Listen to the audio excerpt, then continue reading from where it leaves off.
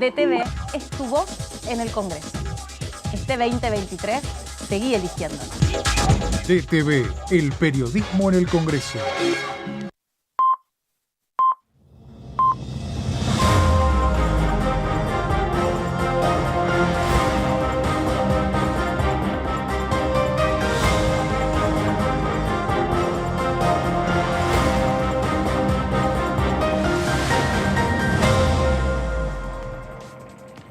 Hola, ¿cómo les va? Bienvenidos a la segunda edición de DTV. Acá estamos. ¿Cómo les va, compañerillos? Bien, ¿Cómo ¿cómo andan? te va, Meli? Buenas tardes, muy bien. Y ahí, siguiendo de cerca todo, ¿no? Que ya estamos en las puertas, Estamos en las una, puertas de las elecciones. en el inicio de un largo año electoral, Sí. porque vamos a tener unas primarias el domingo, después vamos a tener unas generales en octubre, y quién dice si no hay balotaje. O sea que puede ser, es ¿Quién muy lo largo, sabe? es Claro. muy largo. La última vez no hubo. Se ha cortado el pelo. Mira, No, ahora ayer que... también lo tenía Y cortado. aparte se me hizo más digas. claritos. Sí, Ayer más estaba- despejado. Más Está, despejado. está muy teñido usted. O sea, está Sí, prácticamente... sí, totalmente. Tenemos más así como en una etapa nueva. Está, Una etapa nueva. Sí, le gusta porque está está con un observador. refresh. Sí. Tremendo, el mejor preparado de los tres por lejos, digamos. Pero es No sé, nunca podré superar a Melina tampoco, no me Claro. diga así, porque A me mí- pone en a una mí- situación a mi A incómoda. mi cabellera. Sí, Tus la horas- verdad no tus es horas de de, preparación. sí. Pero bueno, no, pero estamos hablando del corte de pelo, el look. ¿Qué les iba a decir? Sí, que bueno, yo tratando de entender cómo funciona la boleta única electrónica. Pero si ya no se votó ya por boleta única electrónica en la ciudad de Sí, Buenos esta Aires en sí, 2015. esta está sí. implementada. Lo Sí, que no bueno, está implementado pero- es el paralelo. Claro. ¿Cómo, En y la cómo, a ver, concurrente. ¿y cómo Claro. va a ser? O sea, uno se acerca al... Votás dos veces. Sí. Primero vas al cuarto oscuro y después vas a la... La máquina y el cuarto oscuro. Son dos situaciones Claro. distintas. Pero estará Dos la instancias. máquina al lado. Yo me fijé y voto en otra escuela distinta, se me asignó otra escuela, eso siempre pasa porque... Yo no me fijé todavía, a ver si una vez no Tenés creo. pero vos no votás en la Ciudad de Buenos Aires, vos votás en La Plata. No, porque Pero tío... es el padrón nacional. Ay, no, pero te iba a decir otra cosa. Claro. Que si vos te... No, porque No te dejó, está- porque no te dejó es tener, porque hoy viene. No, es está como desafiante sí, hoy. viene. No, te iba a decir que te fijas en el BOTI de la Ciudad de Buenos Aires, pero vos no... ¿En el qué, perdón? En el BOTI. ¿Qué es el botín? No sé lo que es. No, pero no entras a la página de Justicia Electoral. No, acá y yo bueno. me fijé en el BOTI de la Ciudad de Buenos No, Aires. es moderna. ¿Pero qué es el botín? Es Explíqueme. bien palermitano es el botín. El BOTI es la inteligencia artificial de la Ciudad de Buenos Aires. Ah, Vos le podés ¿viste? preguntar dónde te vacunás, dónde Claro. renovás el registro, bla, bla, bla. Cuando baja la BL, todo. Sí, si hay corte de tránsito, puede ser que lo avise el boti y que no lo avisen media cuadra antes, por ejemplo, o eso no. ¿Te pasó ahora viniendo para acá?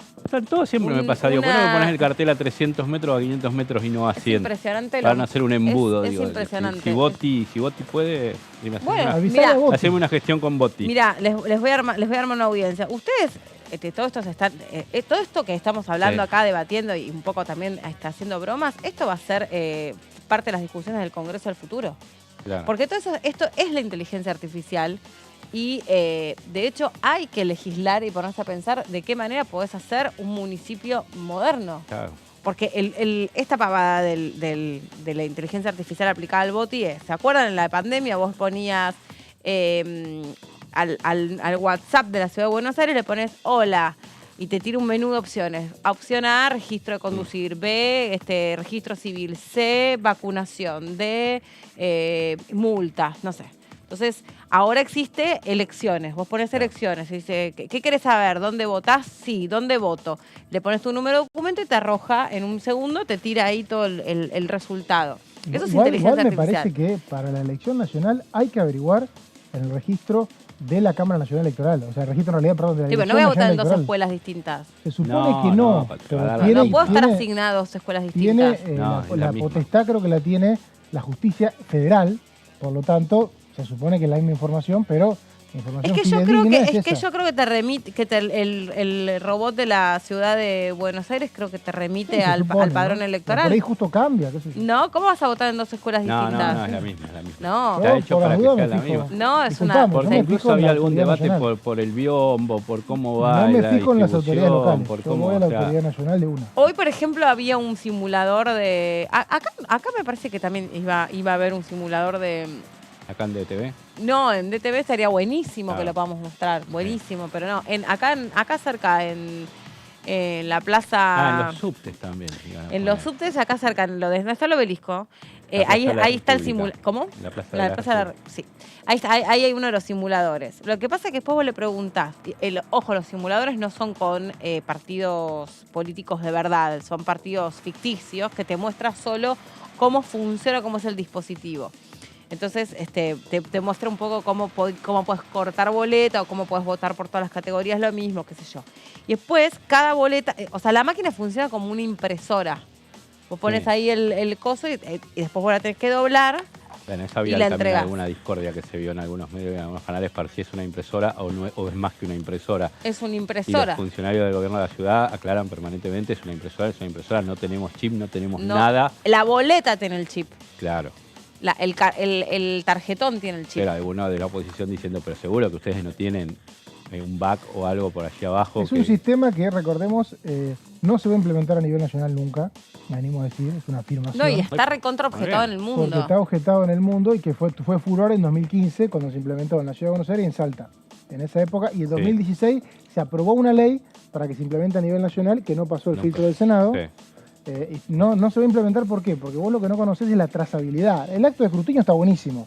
Sí. El tema es la trazabilidad, que es cómo se transfieren los datos del acta al lugar donde después se cuentan los Si votos. no es vulnerable en el medio, hackeable. No hay trazabilidad. En cambio, como es papel, vos sabés manipulable. que... Claro, vos sabés que hubo una trazabilidad, que el voto fue transfiriéndose de un lugar a otro. Y ahí si un candidato tiene un acta que dice, che, esto no me da como dicen los resultados provisorios, Claro. vas y decís, Se bueno, coteja. vamos a la urna. Así se hace el famoso escrutinio definitivo, que es el único importante en realidad. Claro. Por lo tanto, lo que hizo este Congreso el año pasado, a partir de un acuerdo opositor, es avanzar en el sistema de boleta única papel, que a mí se me ocurre que es el que se va a terminar imponiendo a mediano plazo, ¿no? Igual cordobeses creo que los cordobeses lo usan los seguro cordobeses y lo algún usan. otro. Los Así. cordobeses, lo que pasa es que los cordobeses te mostraban la boleta y era como si Sí, te dijese sí, te así, digo, mira, se los voy a poner no es fácil, en ¿eh? tamaño. No, no es fácil. Era así, no les miento, Sí. era más que una 6, Sí. se los voy a poner así. Esto se aprobó y esto se debatió acá largamente en el Congreso, por eso estamos hablando de esto. Claro, ¿te Era de acordás que- este tamaño y vos tenés, suponete que sea así en realidad, ¿no? Porque es como alargada así. Y vos tenés en esta parte así, como en todo este pedacito de la hoja, una columna donde vos te aparecen ahí todos los escuditos de los partidos políticos, eso sí te aparece, y la foto de el que...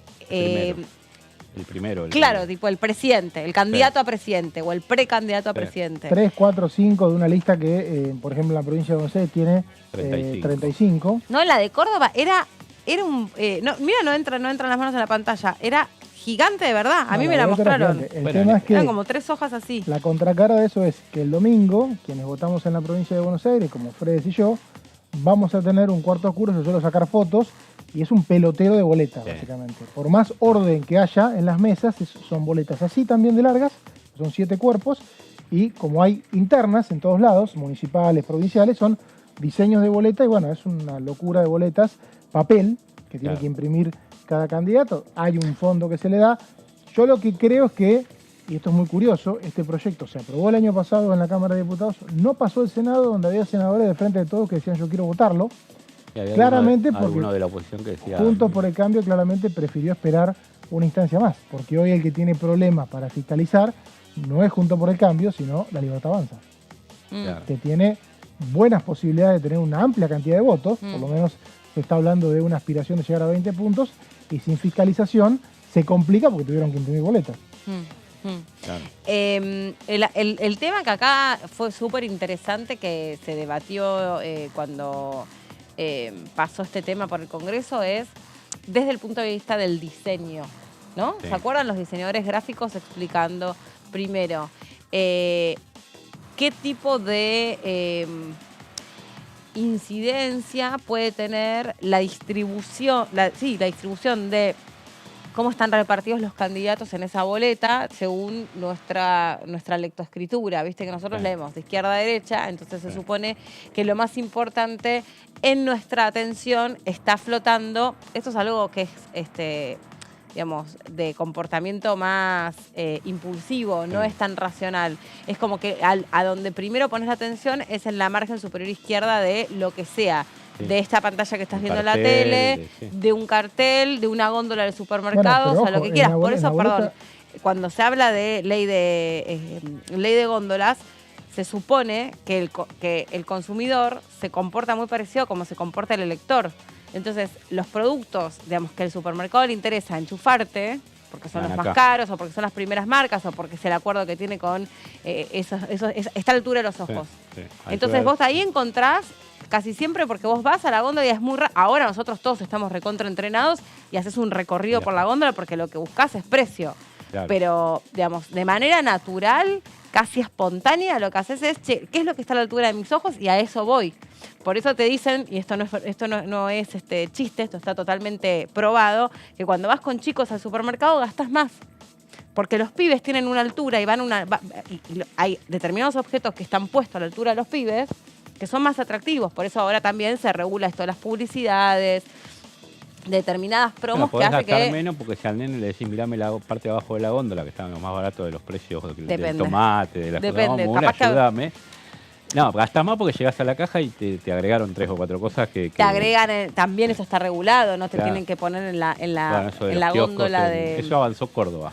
En la legislación nacional estamos un poco atrasados, pero Córdoba avanzó en la golosina, en la caja de espera, en la fila de espera para ir a Claro. la caja. La boleta única, recordemos, la boleta única papel tiene a los candidatos del margen izquierdo, ¿no? Los candidatos se ubican de margen izquierdo y lo que muchos hacían era hacer campaña contando en la campaña en qué lugar iban a estar ubicados, ¿no? De hecho, Claro. la primera campaña de boleta única la hizo José de la Sota, recordado como el gallego, y que apareció último en el sorteo, y decía voten al último de la lista, ¿no? Pero bueno, en realidad es como se vota en toda América Latina. Y ahora tenés casi en Mercosur, todo el digo, mundo. otra Me parece pastillita. que el debate vuelve el año que viene, Sí. y me parece que el debate vuelve el año que viene, y esta vez lo veo complejo que no pase por el Congreso, ¿no? Ya pasó por una Sí. Cámara, yo creo que a los partidos provinciales también les conviene, que son una nueva fuerza que cada vez se expande más en el Congreso, porque en elecciones legislativas nacionales tienen el problema de que la boleta de ellos es corta y la otra es larga. Entonces Claro. también lo votaron en diputado y lo van a votar en el Senado. Bueno, hay mucho para analizar, mucho para desmenuzar y muchas de estas discusiones que estamos hablando, que son absolutamente mundanas, en realidad pasan por aquí, por el Congreso, por las comisiones, como también, bueno, de la que nos hemos ocupado largamente, que es la Comisión de Juicio Político. Porque, claro, es muy importante si hay un diputado que se Claro. filtró la voz. Bueno, miren, vamos a hacer lo siguiente. Mauri tiene información para compartir con nosotros y también ayer hablamos con el diputado Valdés. De hecho, lo vi que estaba, bueno, estuvo en el cierre En de el cierre Santoro. que estuvo, sí, que ¿No? Estuvo en el Santoro cierre diciendo de que- campaña de Santoro y también lo vi ayer que hubo una actividad acá, acá en el pasillo del anexo. Así que se le preguntó sobre los testimonios que desfilaron por la Comisión de Juicio Político y esto dijo. Es muy importante. A ver, D'Alessandro dijo, según la comunicación que hizo a la comisión la semana pasada, que pedía una postergación y que iba a estar a disposición de la comisión después del martes pasado. Supongo que mañana... ¿Qué le pareció Silvio Robles el martes? No, me pareció realmente una falta de respeto a sus propios compañeros del Poder Judicial. Porque no puede ser 23 funcionarios judiciales de la Corte Suprema de Justicia que vienen a la comisión y que responden absolutamente todo y que se nota que él entró por la ventana, porque cuando uno siente el padrinazgo puede comportarse de una o tal manera. Cuando vos depende tu carrera de vos mismo y de tus propias capacidades, haces lo que corresponde. Entonces, yo pregunto, Valdés, él dice que no respondía por las causas judiciales, amparándose en el artículo 18 de la Constitución Nacional. Varios vinieron en esa situación. No, pero vamos por parte. No todos son, no, varios no. Que yo sepa, me acuerdo de Toñón. Bueno, pero Toñón está fuera del Poder Judicial. Y tiene causa judicial abierta. Entonces yo me pregunto a mí mismo, me pregunto con ustedes. Robles se amparó en el artículo 18 por las causas judiciales que tenía. Entonces corresponde preguntarle a la Corte si Robles, cuáles son las causas judiciales abiertas, porque nosotros entendemos que están cerradas las causas judiciales.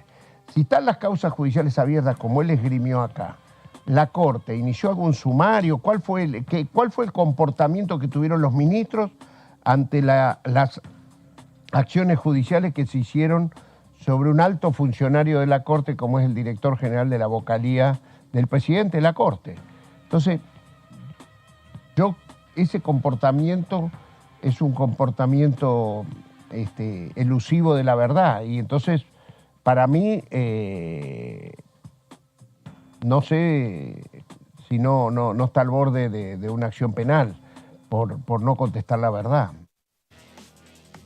Bueno, estamos hablando sobre la Comisión de Juicio Político y de hecho ayer se esperaba la participación de testigos muy importantes. Un poco también nos lo adelantó Pedrini, el diputado Pedrini, que estuvo presente en la Comisión de Juicio Político, después habló con nosotros sobre, bueno, esto que decía recién Valdés.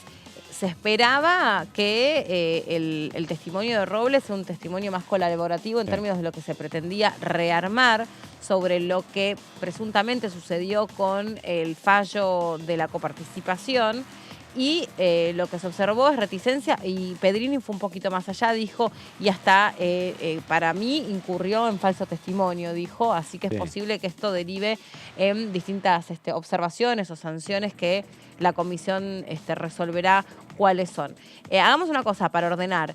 Es así, esta semana, este martes, era una sesión que tenía que ser muy importante, luego no lo fue porque no vino ningún testigo, y después ya se rearma este seguimiento de los expedientes de la Comisión de Juicio Político en la Cámara de Diputados después de las PASO. Obviamente, como había una proximidad entre las elecciones y la Comisión de Juicio Político, ahí se trató de evitar cualquier tipo de exposición, ¿no? Sí, se analizó políticamente desde Juntos por el Cambio también la conveniencia de montar, porque ellos dicen montar el circo, como nos explicaba ayer Tonelli también, que se dijo en algún momento. Exacto. En la semana previa o no, bueno, terminó siendo que fue muy light la comisión, como vos dijiste, había mucha expectativa y al final fue de las más cortas. Exacto. Y de las más intrascendentes, ¿no? Pero que no arrojaron demasiado material. Y hay que ver si después esto se puede retomar o no. Pero bueno, vayamos a la columna de Mauri, que lo tiene resumido todo en placas, y empezamos a ver dónde estamos parados con este expediente y hacia dónde puede seguir avanzando la comisión. Sí, Meli, estamos esperando las placas, que la vienen, magia. Las placas de lo que es la Comisión de Juicio Político que se reunió, como decías, ayer. Hubo una reunión, todo llega. Me dice acá, tranquilo que todo llega. Lo que no llegaron fueron los testigos. Ya vamos a contar, por eso la demora en iniciar primero, que se inició a las 11:30, 11:40, y ya después en realidad no hubo tanta demora, se empezó un poco antes porque ya estaba el dato que no iban a venir, y después la brevedad de la reunión, que no duró más de 40 minutos, por siempre hay algún desprevenido. Estamos hablando de la Comisión de Juicio Político de la Cámara de Diputados, que en este momento, desde el 26 y 27 de enero, está haciendo un proceso de acusación contra los 4 jueces de la Corte Suprema de Justicia. Yo no sé si contra está bien dicho, ¿no? Porque en realidad es un proceso de acusación, está viendo si los acusa de juicio político, algo que después tienen que pasar por el recinto.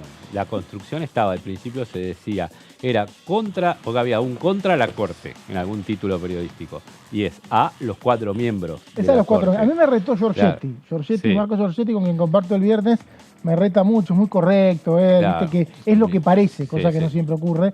Y bueno, me retó, entonces siempre digo esto. Se continuó evaluando ayer entre las causales del posible juicio político, atención, a los 4 jueces, porque hay muchos pedidos de juicio político que son a los 3 jueces, en este caso es a los 4, tiene que ver con la cautelar que se firmó en diciembre último y le permitió a la Ciudad de Buenos Aires recibir más dinero de la coparticipación federal, que es la masa de recursos que la nación retiene, se queda con una parte y la mayoría distribuye a las provincias. De la parte que se queda, la Ciudad de Buenos Aires antes recibía 1,4 y ahora recibe 2,95. Así como si nada, obviamente para las provincias y para el Congreso fue uno de los motivos de posible mal desempeño. Vamos a ver qué pasó ayer, ¿no? No asistieron ninguno de los testigos citados. No vino nadie. Marcelo de Alessandro, exministro de Justicia y Seguridad de la Ciudad de Buenos Aires, está citado ¿por qué? Porque en información recolectada por la comisión, a partir de, vamos a decirlo así, supuestos chats que se filtraron el año pasado, que la justicia no confirmó como tales, pero la comisión tiene derecho a hacer su investigación, le quieren preguntar si es cierto que, como representante del Estado de la Ciudad de Buenos Aires en este litigio, tenía la posibilidad de hablar con referentes de la Corte Suprema como el director general Silvio Robles, quien es la mano derecha o responde directamente al presidente de la Corte, Horacio Rosati. Si tenía la posibilidad de hablar o de digitar parte del fallo, no es que en este caso de Alessandro, se lo puede acusar de algo, pero sí se lo puede acusar a los miembros de la Corte de haber actuado con mal desempeño. En estas cosas está bueno aclarar cuando se dice no se puede evaluar los fallos. Bueno, si la comisión ve que el fallo se hizo con los jueces de la Corte hablando con una parte e ignorando la otra, hay mal desempeño. No va a ir nadie preso, ¿no? Esto no es punitivismo. Hay mal desempeño, motivo posible para decir, che, echemos a este juez y que venga otro, nada más.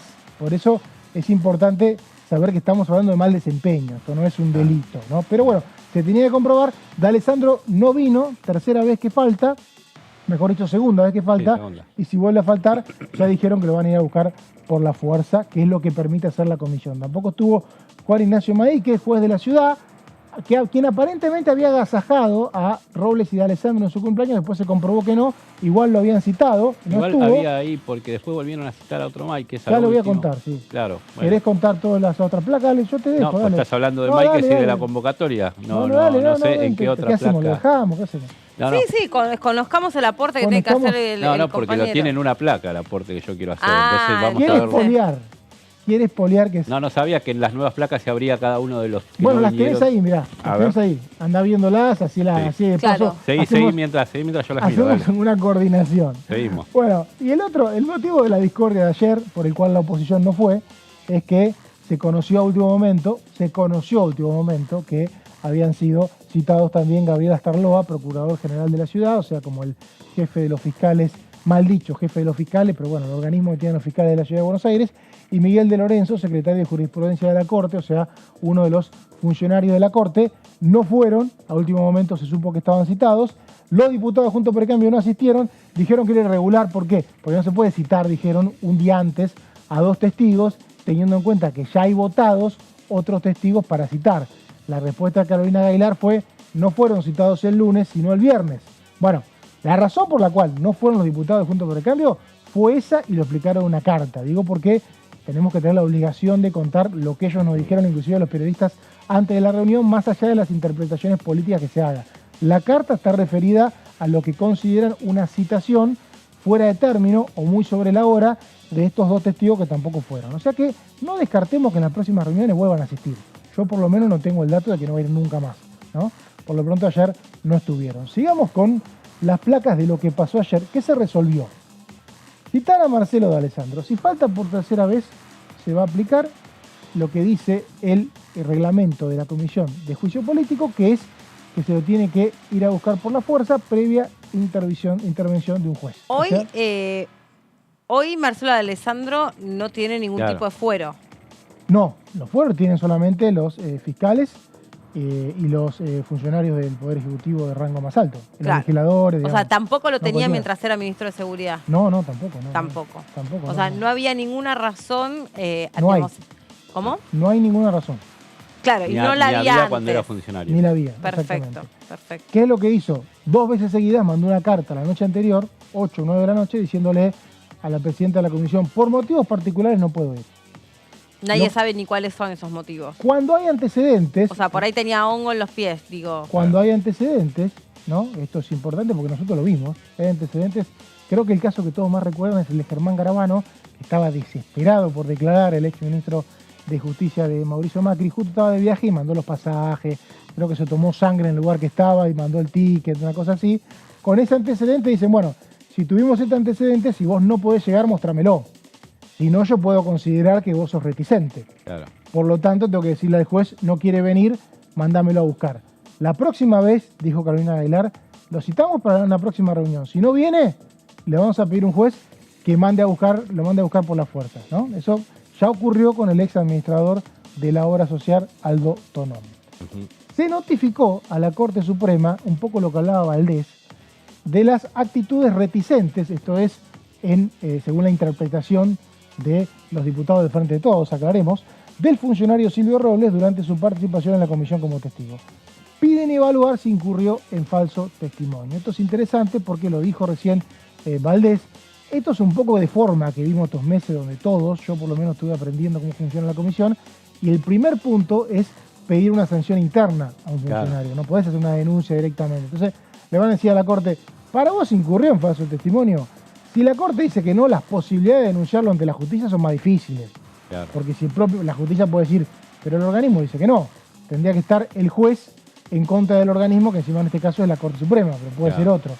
Por lo pronto le preguntan a la Corte si considera que incurrió en falso testimonio, dicen, porque se escudó en el artículo 18 de la Constitución, que impide obligar a alguien a declarar contra sí mismo cuando, recuerdan los diputados de Frente de Todos, todavía, o mejor dicho, no hay vigentes causas contra el diputado, contra el funcionario Robles. Digo, ¿qué causa puede haber invocado si no hay? Claro. ¿Por qué? Bueno, claro. Esto queda para interpretación de la Corte. Y ahí una cuestión de forma que también se dio, es que se dijo, le vamos a mandar también la nota no solo a la presidencia de la Corte, sino también a Rosati, no solo a Rosati, digo que la va a recibir como presidente de la Corte, sino a los otros 3, para garantizarnos que Lorenzetti, Maqueda, Rosencrantz también la tengan en su despacho, porque con esto de que Rosati es el presidente de la Cámara y a su vez es quien es el jefe directo de Robles, decir, bueno, evitemos que la carta se demoró, no llegó, se traspapeló, entonces bueno. De todas maneras, creo que esto lo pidió Rodolfo Tailade y la diputada Carolina Aguilar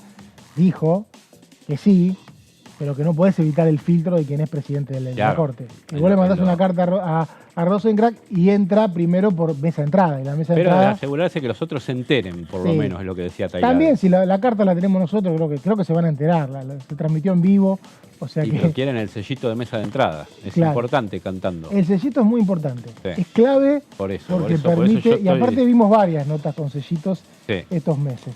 Bueno, y lo que anticipaba el siempre atento compañero Leo Fredes, nacido en Mar del Plata él, que también se citó a Juan Bautista Máiquez, fiscal general de la ciudad, para comprobar si recibió a Robles y a Alessandro en su cumpleaños el 15 de agosto. O sea, acá hay un blooper. Es un blooper.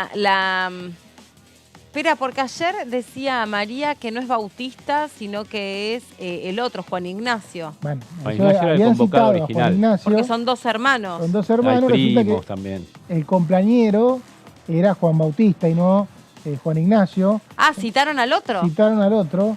Se habían equivocado. Son muchos, se llaman todos parecidos, son todos jueces o fiscales, tienen suerte. Y todos también tienen nombre todos tienen religioso. Todos tienen nombre de juristas. Y bueno, hubo una fiesta en el hotel El Secreto del... mejor dicho, un restaurante secreto del Hotel Four Seasons, que no sé dónde queda. No. No tengo ni idea. No, bueno, porque no formas parte de... No, me invitan, no sé dónde ir. ¿Tuviste Meli vos? No. No, por ahí algún evento o algo. No, todo el tiempo, seguramente. Creo que no. Hay muchas bromas, te cuento por qué te digo esto. Hay muchas bromas con el nombre del hotel. del restaurante. El Secreto. O sea, están los jueces acusados de confabular, festejan un cumpleaños en un restaurante llamado El Secreto. Entonces, bueno, fue para chiste fácil. Hay versiones a partir de filtraciones de supuestos chats, recordemos, que hablan de que los 2 llegaron juntos. Tal vez uno no iba a tomar y dijo yo manejo. Pero el tema es que Robles, cuando vino acá, se negó a responder si lo conocía. Si él hubiera dicho sí, lo conozco, como conozco un montón de gente y no me molesten más, como contestaron muchos de funcionarios que declararon como testigo, tal vez esta citación sería un poquito innecesaria, porque no es grave que se conozcan en tanto y en cuanto no se compruebe que confabularon para tener un fallo acorde a una de las partes. Pero bueno, como Robles dijo, no sé, yo me escudo en el artículo 18, no voy a decir si conozco a personas, bueno, lo van a invitar. Lo que haces con eso es abrir, que esto siga.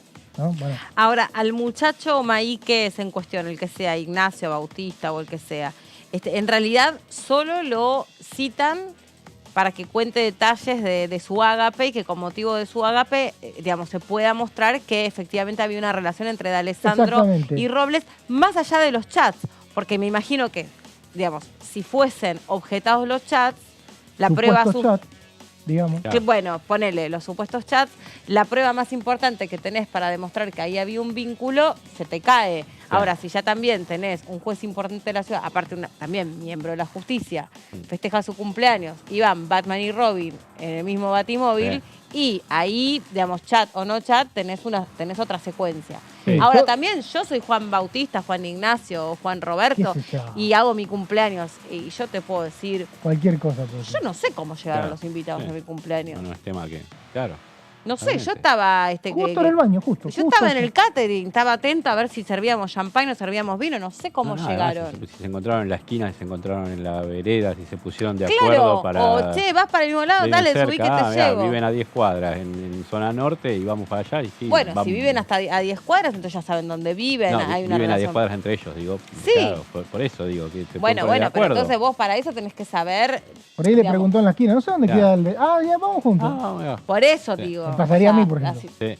Es poco creíble. El punto sí. ahí me parece, en cuanto a los elementos, por ahí el más fuerte fue la declaración de Batakis que dijo que Robles se iba a las audiencias del lado de los gobernantes, de los representantes de la ciudad. Robles sí respondió a eso, o se quiso defender diciendo que en realidad había mucha gente, no estaba solo, pero creo que esa es una de las pruebas más contundentes. Pero vamos a un poquito ver de qué se trata esta investigación sobre la coparticipación, sobre el tema coparticipación, que es la que está vigente, porque Carolina Gaylar aprovechó que tenía tiempo y dijo, bueno, vamos a repasar un poquito de qué se trata. Esto es un textual de la presidenta de la Comisión de Juicio Político, Carolina Gaylar, que dijo hasta ahora qué es lo que se ha encontrado respecto a esta causal de juicio político que es la cautelar de coparticipación. Dijo, nos encontramos con una resolución arbitraria y irregular que contiene graves vicios jurídicos.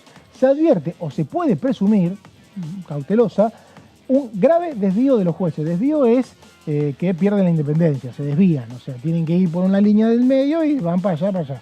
Que revelaría una violación al deber de independencia e imparcialidad judicial con la clara intención de favorecer a una de las partes del proceso y una interpretación arbitraria del derecho. Clara intención de favorecer a una de las partes, consideran el gobierno de la ciudad, e interpretación arbitraria del derecho para darle más dinero a la ciudad y que debería tener. Esto es lo que hasta ahora es la hipótesis con la que está trabajando el Frente de Todos, sobre la que hay muchos elementos. Vamos a ver los elementos, una palabra media fea. Bueno, decíamos que Carolina Gaylar es la presidenta de la Comisión de Juicio Político, que es la que hacía esta declaración.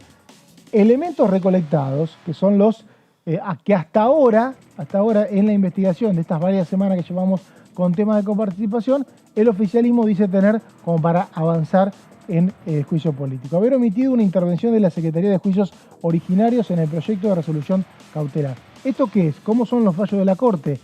Los jueces, por ahí yo no quiero desilusionar a nadie, no están todo el día leyendo las causas que llegan y arman un fallo después de deliberar. No, la verdad que no pasa eso. Hay secretarías a cargo de los temas en cuestión. Entonces, primero deciden cuál de las 500 millones de causas que le llegan, en palabras de Rosati, van a definir. De esas causas hay un secretario Meli se dedica a temas tributarios, Ledo se dedica a los temas de constitucionalidad. Bueno, esa persona trabaja en el fallo, busca antecedentes, hace todo el trabajo de recolección y elabora borradores que después los jueces transforman o no en fallo. Lo que dicen es... Que es como, digamos, no es ni mal ni bien, está perfecto, lo estás contando como ahora. Mirá qué simple lo estás explicando vos, que cuando le preguntan a Robles, señor Robles, ¿usted a qué se dedica? Se ampara en un artículo y no dice a qué se dedica. No. ¿A qué? O sea, es como que yo te digo, ¿viste? Porque recién también me crucé con una persona conocida de acá del Congreso. No un diputado, una persona conocida acá trabajaba con nosotros y me lo crucé en un pasillo. Oh, ¿qué haces? ¿Cómo andás? ¿A dónde estás? O sea, asignado. Es que es parecido cómo funciona esto. Estoy en comisiones. ¿Y qué haces? ¿Cómo es? Digo, ¿qué es lo que haces? ¿Qué es lo que ves? ¿Qué es lo que, o sea, ¿de qué te dedicas? ¿No te quiso decir? No entendí, o sea, creo que ni él sabe lo que... Pero no por caerle a él, ¿no? Pero digo, es como que Pero a veces... entonces lo de Robles es normal. Es que digo, ¿es tan difícil explicar a lo que uno se dedica? no. ¿Tan difícil? No. Por ahí lo hay veo. cosas que ocultar, No, amiga mía. claro. ¿Qué va a hacer? Así es ciertos lugares, ¿no? Aparentemente, ¿no? Bueno, la Secretaría de Juicio Originario, ¿por qué tenía que intervenir? Juicio originario es las peleas entre la nación y las provincias tienen que pasar directamente por la Corte. O sea, la provincia no va a un juzgado de primera instancia y dice, quiero denunciar a la nación. No, es originario de la Corte. Como Claro. para el oficialismo, la Ciudad de Buenos Aires no es una provincia, y también para mucha gente, porque la Constitución no dice que es una provincia, Claro. tenía que la Secretaría de Juicio Originario diferenciar ese tema y tener por lo menos un proyecto de resolución. Bueno, los funcionarios vinieron, a diferencia de Robles, y dijeron toda la verdad. En el caso de Juicio Originario dijo, yo no intervine, a mí nadie me dijo nada, no es obligación que yo intervenga, y es verdad, chao y otra cosa. Bueno, los jueces tienen que explicar por qué no intervino. Haber omitido la intervención de la Unidad de Análisis Económico, ¿esto por qué la Unidad de Análisis Económico? Porque si vos le sacás con participación a la Nación, a lo que le queda de Nación, puede haber un impacto en el presupuesto de la justicia. O por lo menos puede tener, entonces Claro. tiene que haber un análisis. No se le dio intervención a las provincias fueron a hablar a la Corte y dijeron, yo quiero ser parte de este proceso porque me perjudica, no pudieron opinar. Es lo que generó un enfrentamiento entre la Corte y la provincia que para mí es de una gravedad institucional que a veces en el mundo AMBA, como le gusta decir a mi amigo Martín Yarlora, no tomamos dimensión. No, Pero que Martín, tener ya ahora. a Yarlora, exdiputado nacional. De Córdoba. Pero tener a la Corte Suprema enfrentada a los gobiernos provinciales no había pasado nunca. Y eso está pasando a partir de esta cautelar. Ahora, esto que estás explicando vos, lo de las secretarías, también es importante porque a Robles también se le preguntó sobre cómo interactúan las secretarías. Pero no sabe. O no contesta. No sabe, no contesta. No, él dijo que estaba para ayudar. Pero está, Eh. es re interesante esto, porque claro, uno dice, es cierto, un juez de la Corte Suprema no puede ver todos los temas, Claro. todos los fallos. Sí. Entonces También es podría haber lógico algo, que ¿no? tenga Claro. un equipo, Sí. que también supongo que los secretarios también son jueces, ¿no? Los secretarios no son jueces, son juristas. No son jueces designados. No, Son, no. claro, Son funcionarios son de la funcionarios de la carrera, de la gente clase. que vinieron todos, dieron todos la cara, Sí. todos contestaron todo, la verdad se la recontrabancaron. Obviamente Robles no, Robles es periodista. Exacto, y una de los argumentos que tienen los diputados para pedirle a la Corte que explique por qué Robles actuó como actuó es reconocer que el resto de los funcionarios de la Corte no actuaron igual. Y no eran fáciles los interrogatorios, pero No, vinieron no y- son fáciles, porque aparte, obviamente, hay cuestiones que yo entiendo que forma parte del secreto que se debe guardar sobre algún tipo de actividad. Eso es lo que dice Robles, que está en el reglamento. Pero reglamento. Robles es periodista.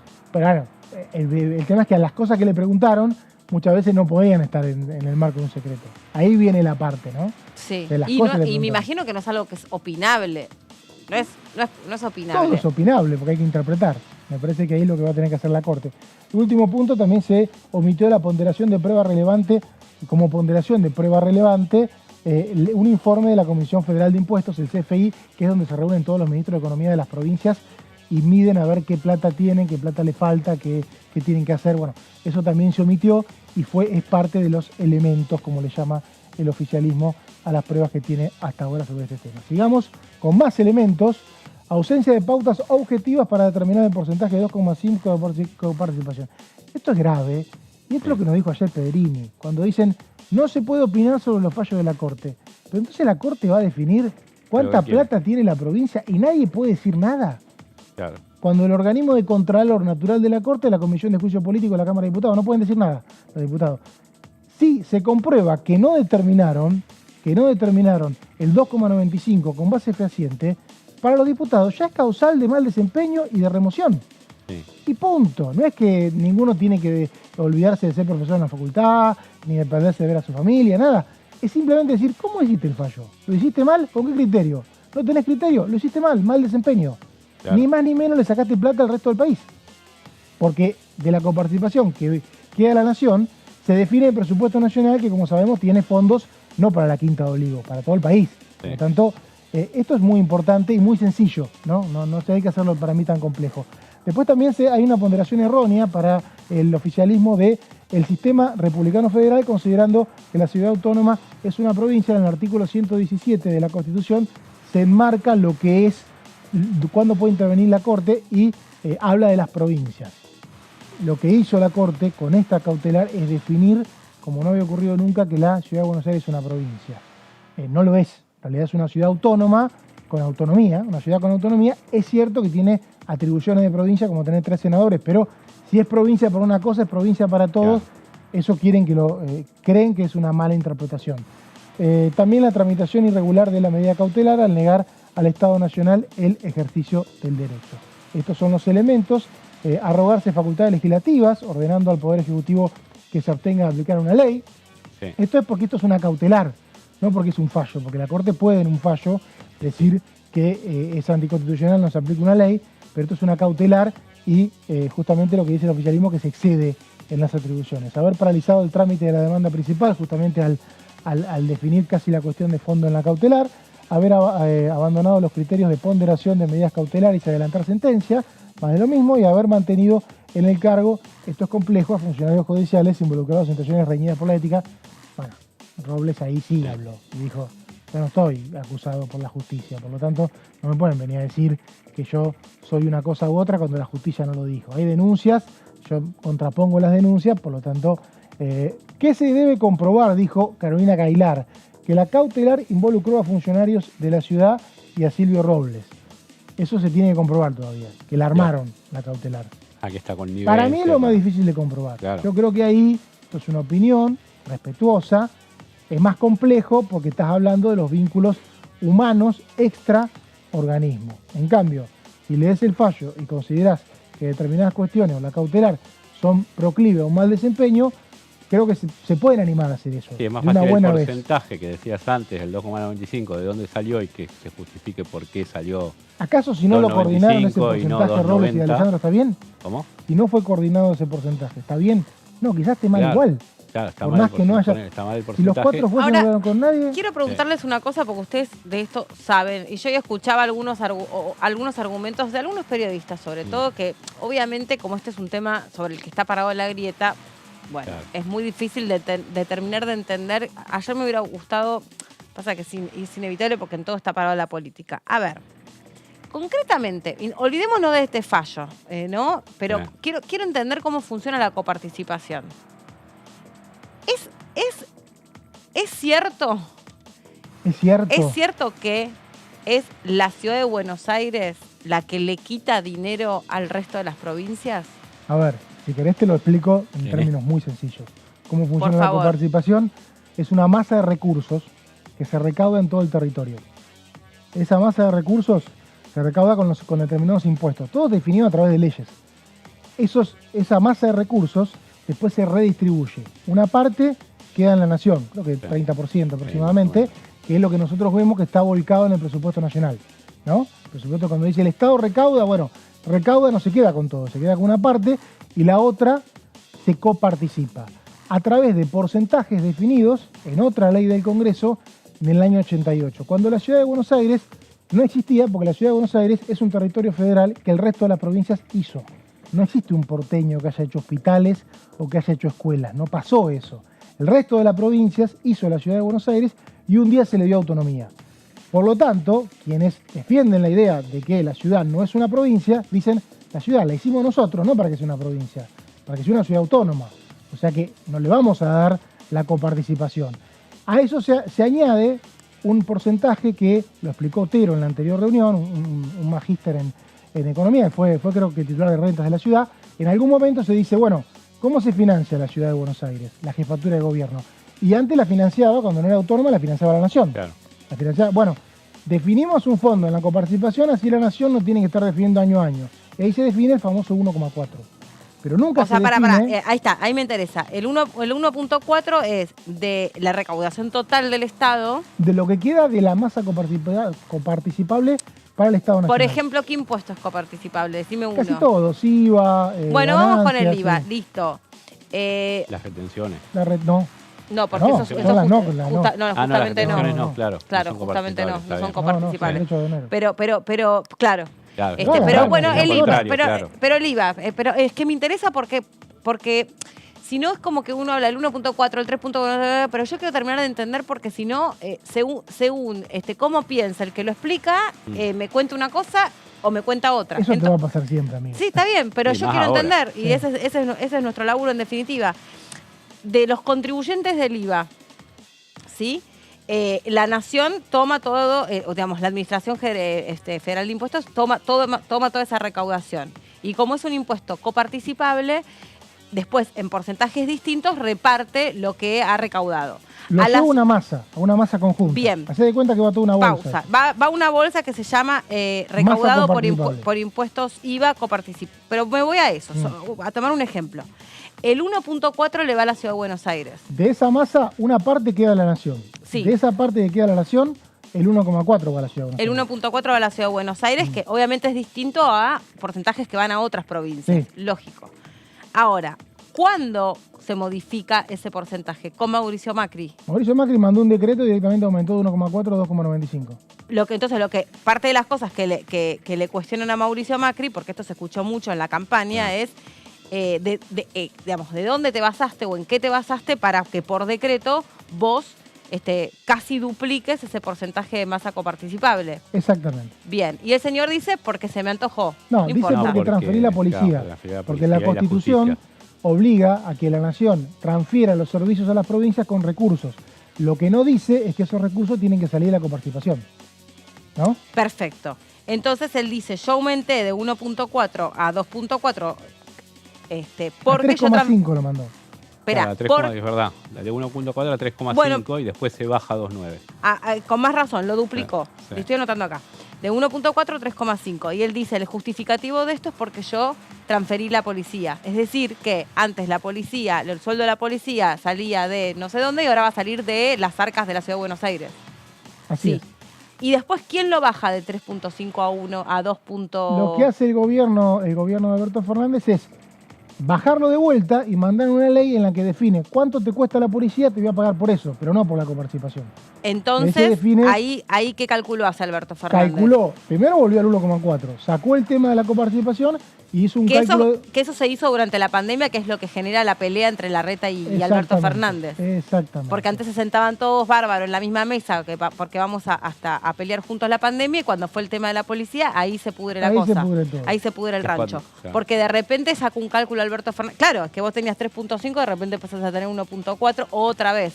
Pasaste a tener 1,4 y después pasaste a tener un fondo que se definía para lo que en definitiva había justificado el aumento de la coparticipación, que era que necesitas pagar la policía. ¿Cuánto te cuestan los policías? ¿Cuánto te cuestan? Se hizo un cálculo y se le Exacto. transfirió. No es que se quedó con 1,4, se quedó con 1,4 más Más lo que le cuesta a la policía. Más lo que se se recalculó, definió, se se calculó, estimó. claro. Perfecto. Y entonces, entonces ahora que estoy parada en el numerito, Bien. me encanta lo que me están explicando.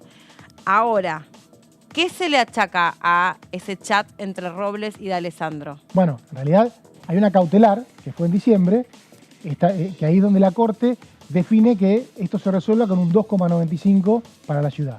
Esa cautelar sale Esta cautelar sale en diciembre en la Corte Suprema. en diciembre, o sea, bajo ya, Ahora, o sea, ya. A fin de año, A el fin año de año. pasado. a fin de año, pasa a ser de 2.95, De 2,95. casi 3. Entonces, ahí lo que plantea, lo que se está investigando es si Robles y de Alessandro, mira, justamente fuiste al punto 1, si la cautelar involucró a funcionarios de la ciudad y a Silvio Robles.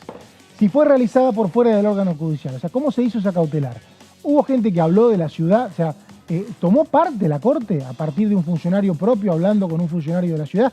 Lo que era de Alessandro era el representante legal de la ciudad en los pleitos. O sea que estamos hablando de que... Alessandro, porque era el ministro de Seguridad, De Justicia era y Seguridad. de Justicia y Claro. Seguridad, el representante, el que tenía que salir y decir, la policía me cuesta tanto. El que tiene que ir a las audiencias representando a la ciudad de Buenos Aires y defender el 2,95. Claro. Ok. Entonces, lo que están denunciando es, él iba a esas audiencias pactando todo con la Corte, con Robles como intermediario. La cautelar se hizo por fuera del órgano judicial, o sea, se hizo por fuera de la Corte, se armó en lugares que no sean las secretarías de la Corte. Bueno, en ese Ahí testimonio- Silvina Batakis, Claro. ahí está, eso ibas Eso. a decir. No, sí, primero, lo de Batakis y lo de otros empleados judiciales, empleados de la Corte que dicen, por mi área no pasó. Ah, Claro, Eso también está. pasó Exacto, por es su lo que casa, por decíamos mi casa recién. no pasó. O sea, funcionarios importantes claro, de la y Corte la que secretaría dicen, donde tenía que pasar, o sea, la oficina que está para ayudarte en casos como este, no tuvo este No caso, tuvo intervención. básicamente. ¿Por qué? Porque los jueces no lo pidieron. ¿Y por qué no lo pidieron? ¿Cómo hicieron? ¿Cómo ¿Cómo aparece el elaboraron tanta claro. información? ¿Qué se pusieron laburantes los cuatro justo ahora? O sea, eso no pasa nunca, imaginémonos. ¿Cuál es la oficina por la que tenía que pasar? Bueno, las que mencionábamos antes, la de juicios originarios, por ejemplo, que es la que define si la nación y las provincias tienen un pleito y por lo tanto tiene que ser un juicio originario en la Corte Suprema, la de asuntos económicos, que Esa, define sí. un fallo que puede hacerle perder guita a la Corte, porque si pierde guita a la nación, la pierde también la Corte, porque la pierde en cuanto a presupuesto del Poder Judicial. Básicamente esas dos. Después también, si se negó al Estado Nacional los mecanismos previstos en la cautelar, o sea, si no se le dio derecho durante los litigios y si no se dio intervención a las provincias. O sea, si las provincias no pudieron participar del proceso. ¿Por qué no pudieron participar? Si las provincias se sienten afectadas por este fallo, pidieron participar, ¿por qué no? Que esa es la reunión en la que supuestamente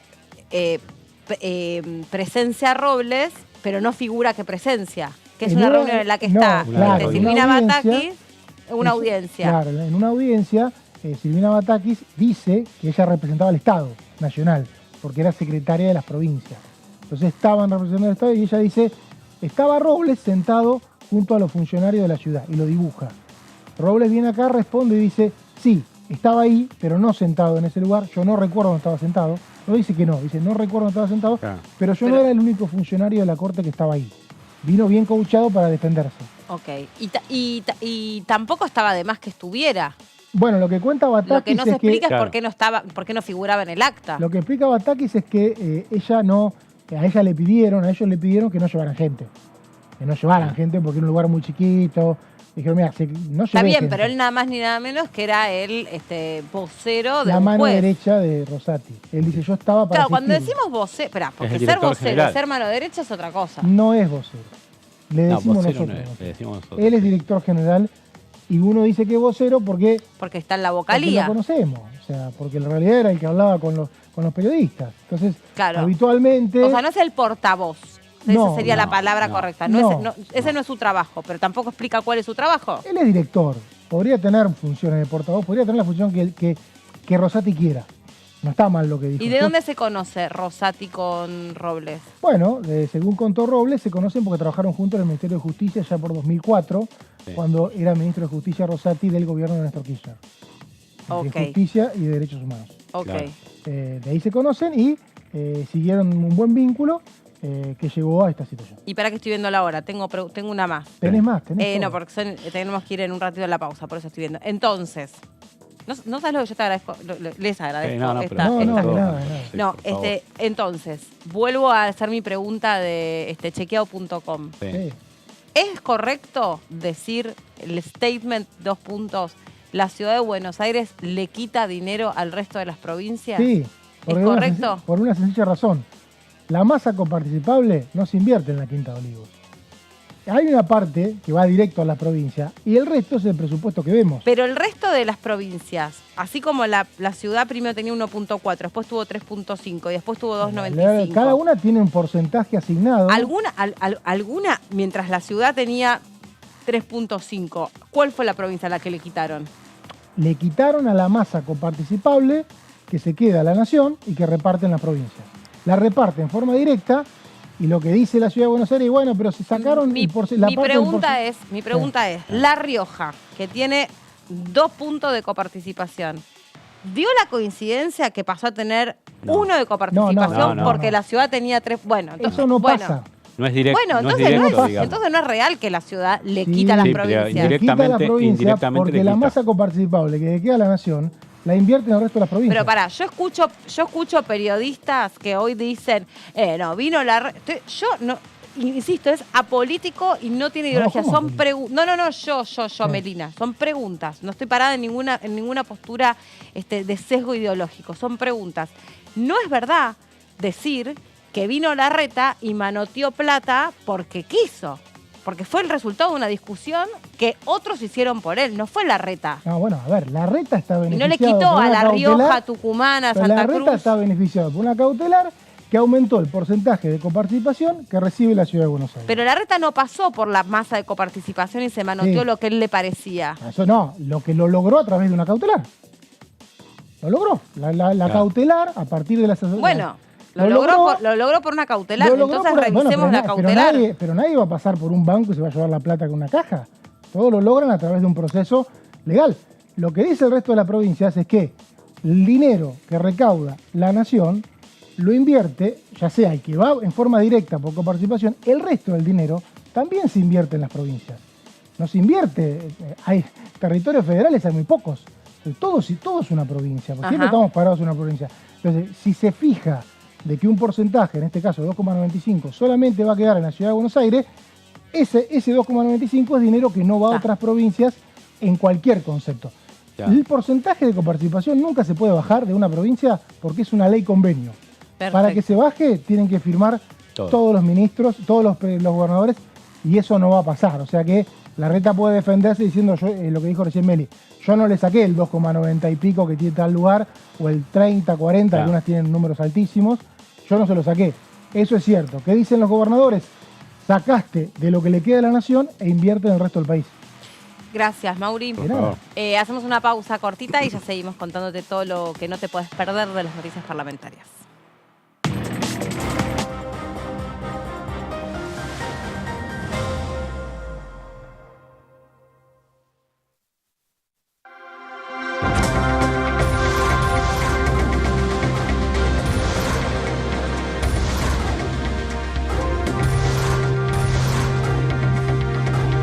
Ellos son tu voz en la tercera edición. DTV, el periodismo en el Congreso.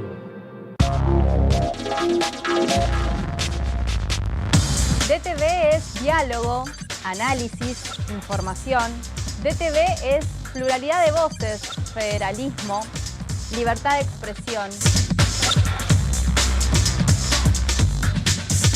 DTV es todo lo que un país en democracia tiene que ser. DTV es tu voz en el Congreso. Este 2023 seguí eligiéndonos. DTV, el periodismo en el Congreso. ¿Cómo le va? Esto es el análisis por aquí por DTV. El servicio educativo como servicio público esencial. No estamos hablando de estatizar nada ni de hacer otra cosa que declarar que ese servicio de educación, sea en las escuelas de gestión pública o estatal o en las escuelas de gestión privada, es un servicio público esencial, igual que una guardia médica. Bueno, justamente hace un mes y medio he presentado el último proyecto, por ejemplo, con 19 diputados y diputadas nacionales del Frente de Todos en ese momento, es decir, que el litio sea declarado de interés estratégico para nuestro país. DTV, el análisis, de lunes a viernes. Este es el gasoducto Presidente Néstor Kirchner. Una obra de escala mundial realizada en tiempo récord que unirá la energía de Vaca Muerta con todo el país. Innovaciones, tecnología, cientos de kilómetros de acero y miles de trabajadoras y trabajadores. Esta megaestructura alimentará la llama del país con desarrollo, con federalismo, con soberanía y orgullo. Gasoducto Presidente Néstor Kirchner. Mueve energía, mueve al país.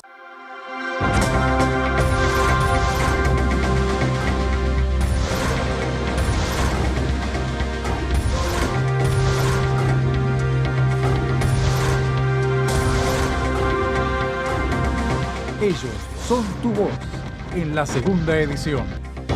DTV, el periodismo en el Congreso. Hola, hola, ¿cómo andan? Bienvenidos, bienvenidas a la tercera edición.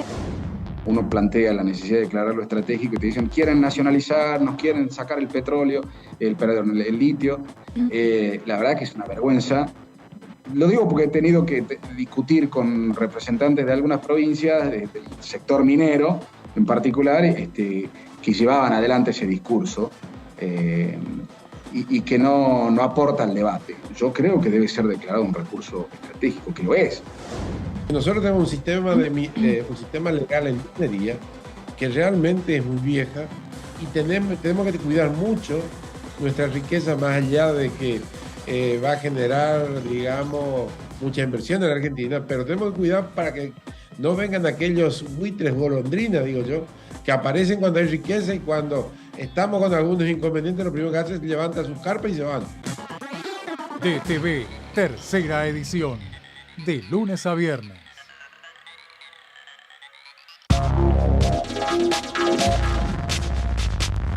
DTV es información, diálogo, análisis. DTV es federalismo, pluralidad de voces, libertad de expresión. DTV es todo lo que un país en democracia tiene que ser. DTV es tu voz en el Congreso. Este 2023 seguí eligiéndonos. DTV, el periodismo en el Congreso. Para hacer grande un país hay que vencer desafíos que parecen imposibles. Por ejemplo, llegar a lugares que antes eran inalcanzables. Porque todos los destinos se alcanzan cuando la ruta es el esfuerzo. El mismo esfuerzo que nos lleva a ganar nuestras propias batallas. Hasta que un día la victoria llega y nos lleva en andas. El futuro se vuelve presente si alcanzamos nuestros logros. Esos logros con los que día a día hacemos una Argentina mejor.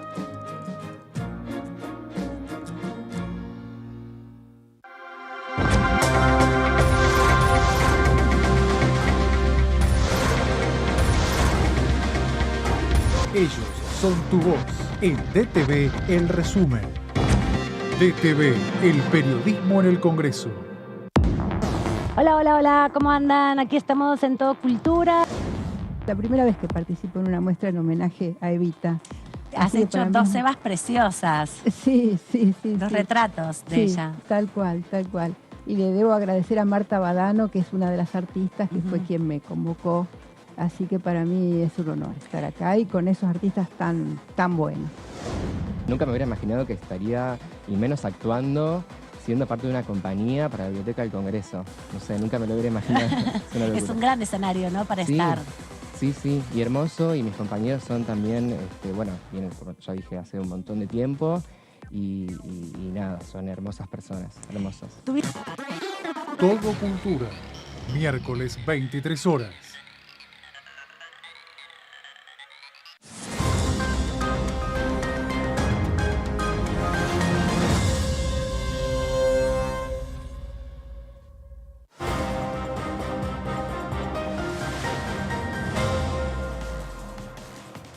Bueno, acá estamos de regreso después de la pausa. Por suerte estoy tipo Palmiro Caballasca, que me hierve la cabeza. Un nuevo look. No, sí, te le agradezco a Claudia que se apiadó de mis problemas capilares. Está del otro lado nuestro próximo invitado y realmente va a ser muy interesante poder charlar con él por lo que conversábamos recién con Mauri, pero además por su formación profesional y su representación dentro del Frente de Todos nos va a poder explicar un poquito más en detalle. Carlos Heller es nuestro próximo invitado.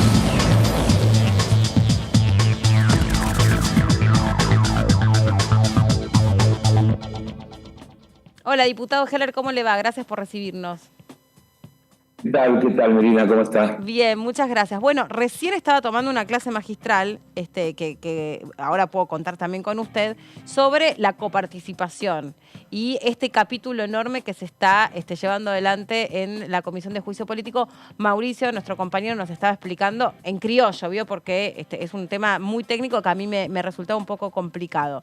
A ver, valiéndome de su enorme conocimiento y también de su tiempo. Este tema de la coparticipación en la Comisión de Juicio Político, hasta acá, con los testimonios con los que se cuenta, ¿qué se pudo probar respecto de cómo sale ese fallo, desde su punto de vista? A ver, primero creo que todavía la comisión no está en la etapa de pruebas, sino en la etapa de testimonio. Sí, por eso está tratando de conseguir testimonios con todas las dificultades que tiene para que algunas de las personas que se pretende que declaren, que expliquen, no aceptan por entrada. Bueno, ustedes lo conocen, lo siguen, están todo el tiempo detrás del tema, así que lo conocen hasta mejor que yo. Así que no podemos hablar de conclusiones. Por lo menos yo no puedo hablar. Ustedes como periodistas tienen una libertad mayor desde el punto de vista de ese tipo de cosas. Yo tengo la obligación de ser más restringido, para decirlo de alguna manera. Pero claramente lo que se está tratando, hay que insistir en algún concepto básico. Sí. El juicio político lo que apunta es a analizar la responsabilidad de la gestión. Ni siquiera es una cuestión judicial desde el punto de vista de la eventualidad de la existencia o no de delitos. Eso no es competencia del Poder Legislativo. Sí es competencia del Poder Legislativo la evaluación sobre la base de hechos concretos, de pruebas reales, de si otro poder, en este caso el Poder Judicial, cumple acabadamente con su función o en el ejercicio de esa función hay irregularidades que merecen sanción.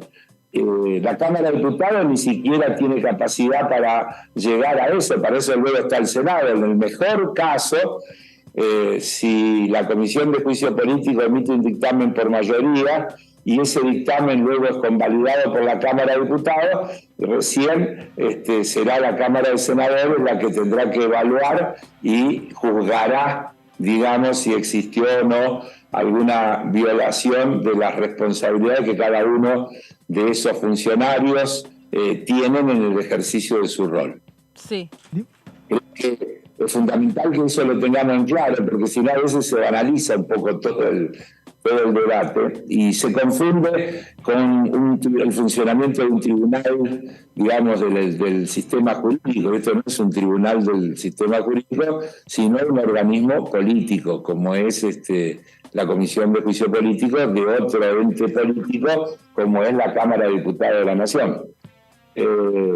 Así que creo que estamos en esa etapa. Es muy difícil también avanzar cuando se cita a alguien que como respuesta dice me amparo en el artículo tal de la ley y esto es todo lo que tengo para decir. ¿No? Muy colaboracionista no aparece cuando se tiene ese tipo de respuesta. Diputado, sí. Como diputado de la Ciudad de Buenos Aires, en lo que es los hechos fácticos que hay en torno a la coparticipación, que es una cautelar que plantea que tiene que tener la Ciudad de Buenos Aires, recibir en realidad el 2,95% de la masa coparticipable, cuanto antes recibía el 1,4%. De ese fallo, de esa cautelar en realidad que existió, ¿qué opinión tiene? Bueno, que es parte de lo que se está así. Mire, déjeme decirle una cosa que por ahí va a facilitar la explicación de mi idea. Porque eso que usted dice hay que llevarlo para atrás a una decisión que toma de manera arbitraria Macri cuando asume la presidencia y le aumenta la coparticipación a la Ciudad de Buenos Aires, que no es la coparticipación que la Ciudad de Buenos Aires tenía en el marco de la ley de coparticipación. Y esto es como nos pasa con un montón de otras cosas. Cuando se discute el tema de la reestatización de YPF, se discute si la gestión de Cristina y de Kicillof fue adecuada, pero no se parte del punto de que antes la habían privatizado a YPF, que nunca la tuvieron que haber privatizado. Y cuando se discute la situación de aerolíneas, exactamente lo mismo. Entonces, separar el último hecho o el desenlace del origen suele ser una manera, por lo menos a mi juicio equivocada, de desarrollar el análisis. La coparticipación es un mecanismo por el cual el Estado federal asigna recursos a las distintas provincias, las provincias a su vez hacen lo mismo con los distintos municipios, etc.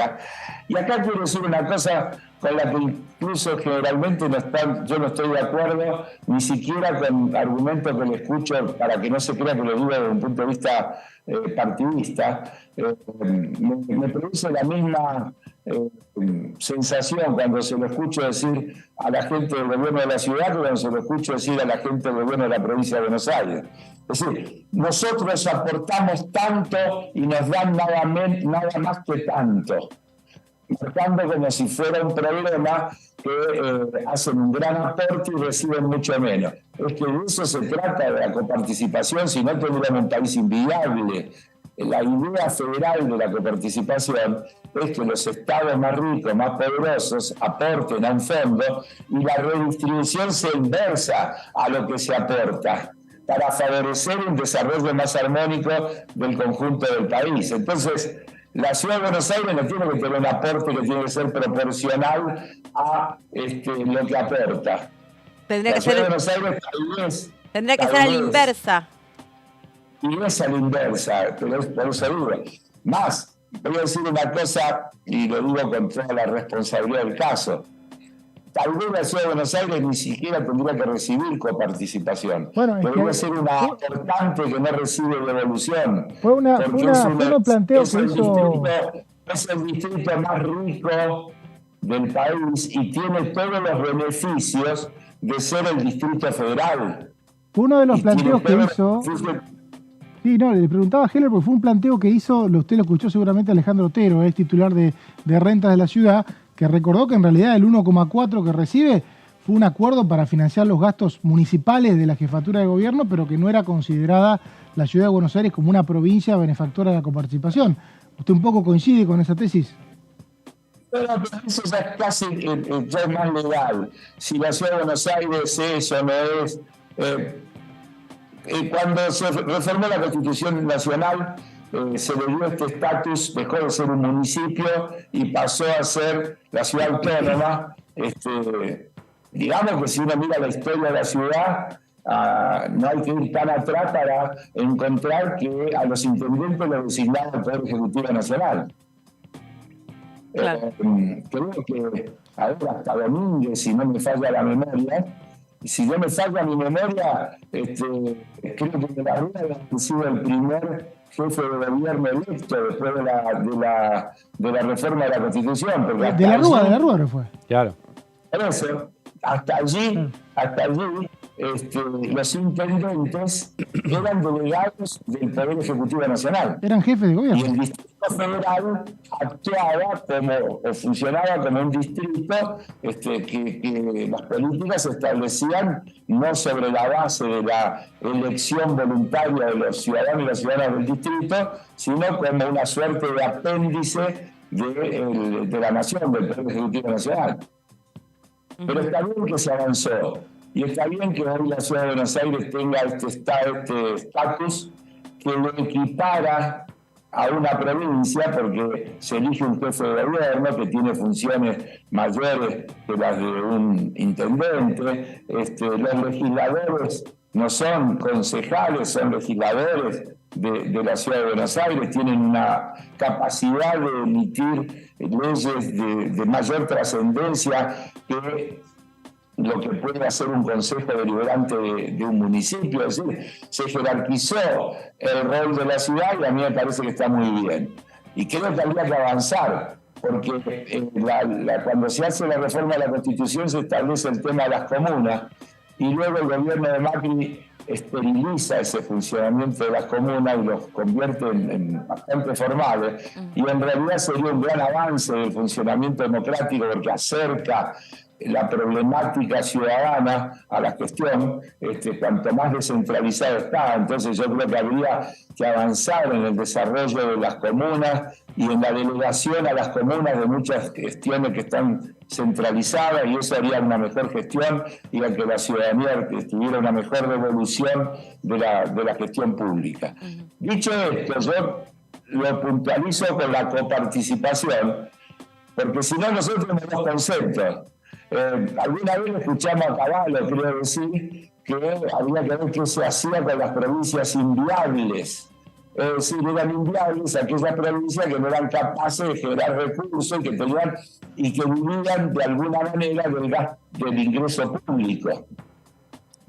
Y esto va en contra del criterio de una nación federal, del desarrollo equilibrado, porque nosotros tenemos la herencia de un país construido alrededor del puerto, de un país construido alrededor de venir a llevarse las materias primas, y entonces nuestra red ferroviaria toda es para el puerto, nuestros caminos son todos hacia el puerto. Y recién ahora, nosotros tenemos, por ejemplo, que la línea de bandera hace vuelos interprovinciales y alguien de Tucumán que quiere ir a Mendoza no necesita venir a Buenos Aires, porque puede ir, aunque ustedes, yo no sé si lo saben, pero hasta hace no mucho, todos los vuelos aéreos eran troncales y con cabecera en Buenos Aires. Entonces, cualquiera que quería ir de una provincia a la otra tenía que triangular pasando por aquí.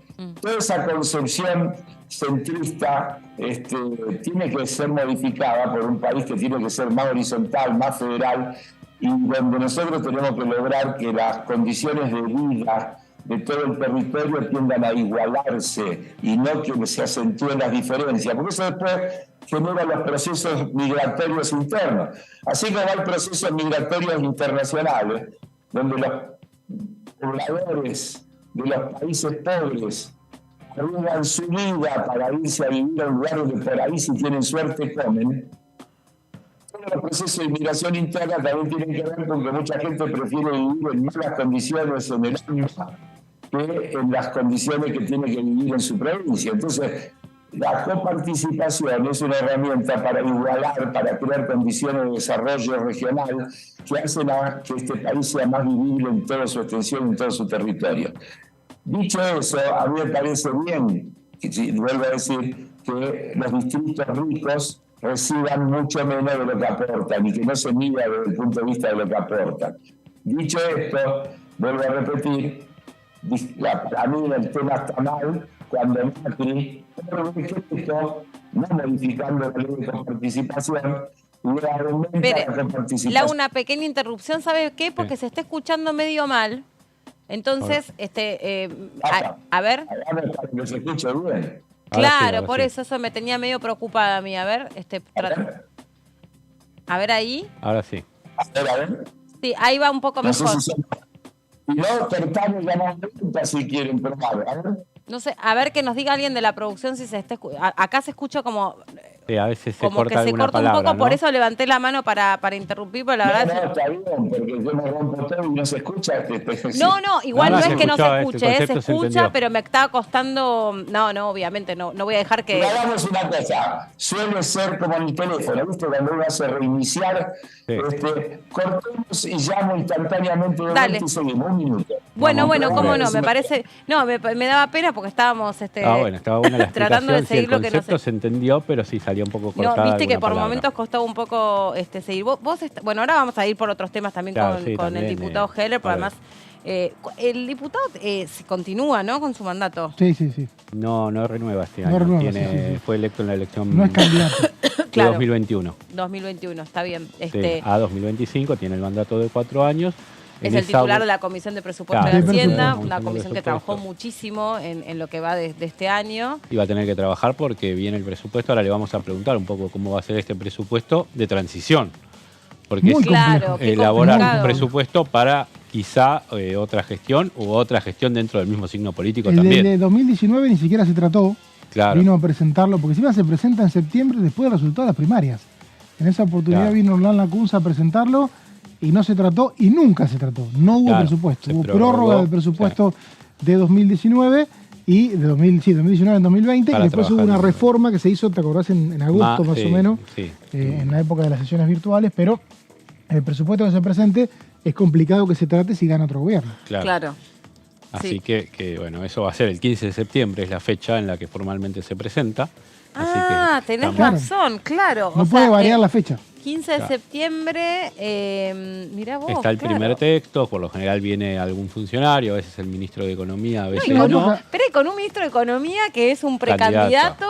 Puede no venir, puede venir, si no viene el ministro puede venir. Pero mirá, vos fíjate que, a ver, si fue cuando vino que se ponderó mucho la presentación de Sergio Massa aquí en el Congreso. Porque era más política que técnica. Exacto, porque y que se prestó a preguntas creo que por lo menos de los 3 años que por lo menos yo estoy acá, nunca antes había sido tan saludado la presentación de un presupuesto. Viste que siempre dicen, el presupuesto es un dibujo, el presupuesto no sé qué, es un presupuesto mentiroso, qué sé yo. Casi que no recibió comentarios de este tipo, más bien lo que destacaban es cómo conoce Sergio Massa el funcionamiento de la Cámara de Diputados y sabía cómo interactuar, ¿no? Claro. Y cómo... Y pudieron preguntar todos los diputados. 2021, recordemos, fue en diciembre, fue una vorágine de un par de días, y 2020 fue en septiembre el famoso Sarasa de Martín Guzmán, plena pandemia también. Qué bárbaro. Donde se presentó ahí en el Salón de Pasos Perdidos, no aparecía todo con barbijo. Todo con barbijo, no aparecía el PowerPoint, porque aparentemente el ministro lo había sacado un poquito tarde. Y en un momento cuando le dicen, pero mirá que acercaste recién, no tenemos unos 20 minutos, dijo, bueno, si querés yo en el medio hago Sarasa. Eso sale. Y ahí quedó. Eso fue en 2020. Sí, fue tremendo. Esa la historia ya prescribió, así la podemos contar. Sí, obvio. Y aparte ocurrió, o sea, no es que no. Pero el trasfondo fue ese. Igual la presentación fue buena y sólida, pero quedó eso, porque también eso de que siempre quedan las perlitas estas de... Tailade se enfrentó con Tailade en la Comisión de Juicio Político, esto le dijo uno al otro, digo. Las viralizaciones, Sí, ¿no? En algunos casos potenciadas intencionalmente. Bueno, ese en otros blooper no. que mencionabas vos dio vuelta Claro. por todos lados. El de Bautista Maíquez con el de Sí, Ignacio también, Maíquez. también. Pero ahí no, ahí el que es citado, ahora me contás, pero el que es citado no puede decir, no, mirá, ¿sabes qué? Es como lo que pasó con los Esquiabón. ¿Se acuerdan Claro. también que le había Ojo, que preguntado a como uno? estaba en la fiesta, también se mantiene citado. Ok, Los ahí dos. está el diputado Heller otra vez. Ahí lo reconectamos. A ver si estamos. Sí, mucho mejor, buenísimo, mucho mejor. Escucha, bueno, me alegro. Mucho Valió mejor. la pena, entonces.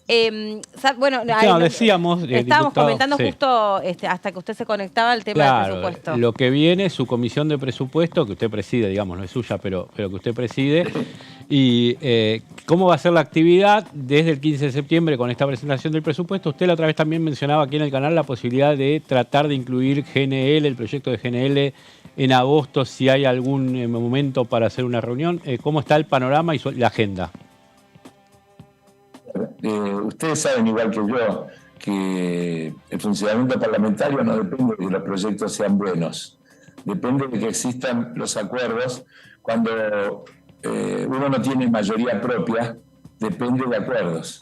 Y efectivamente estamos muy condicionados porque no hemos podido tratar muchísimas cosas que hubiéramos querido tratar.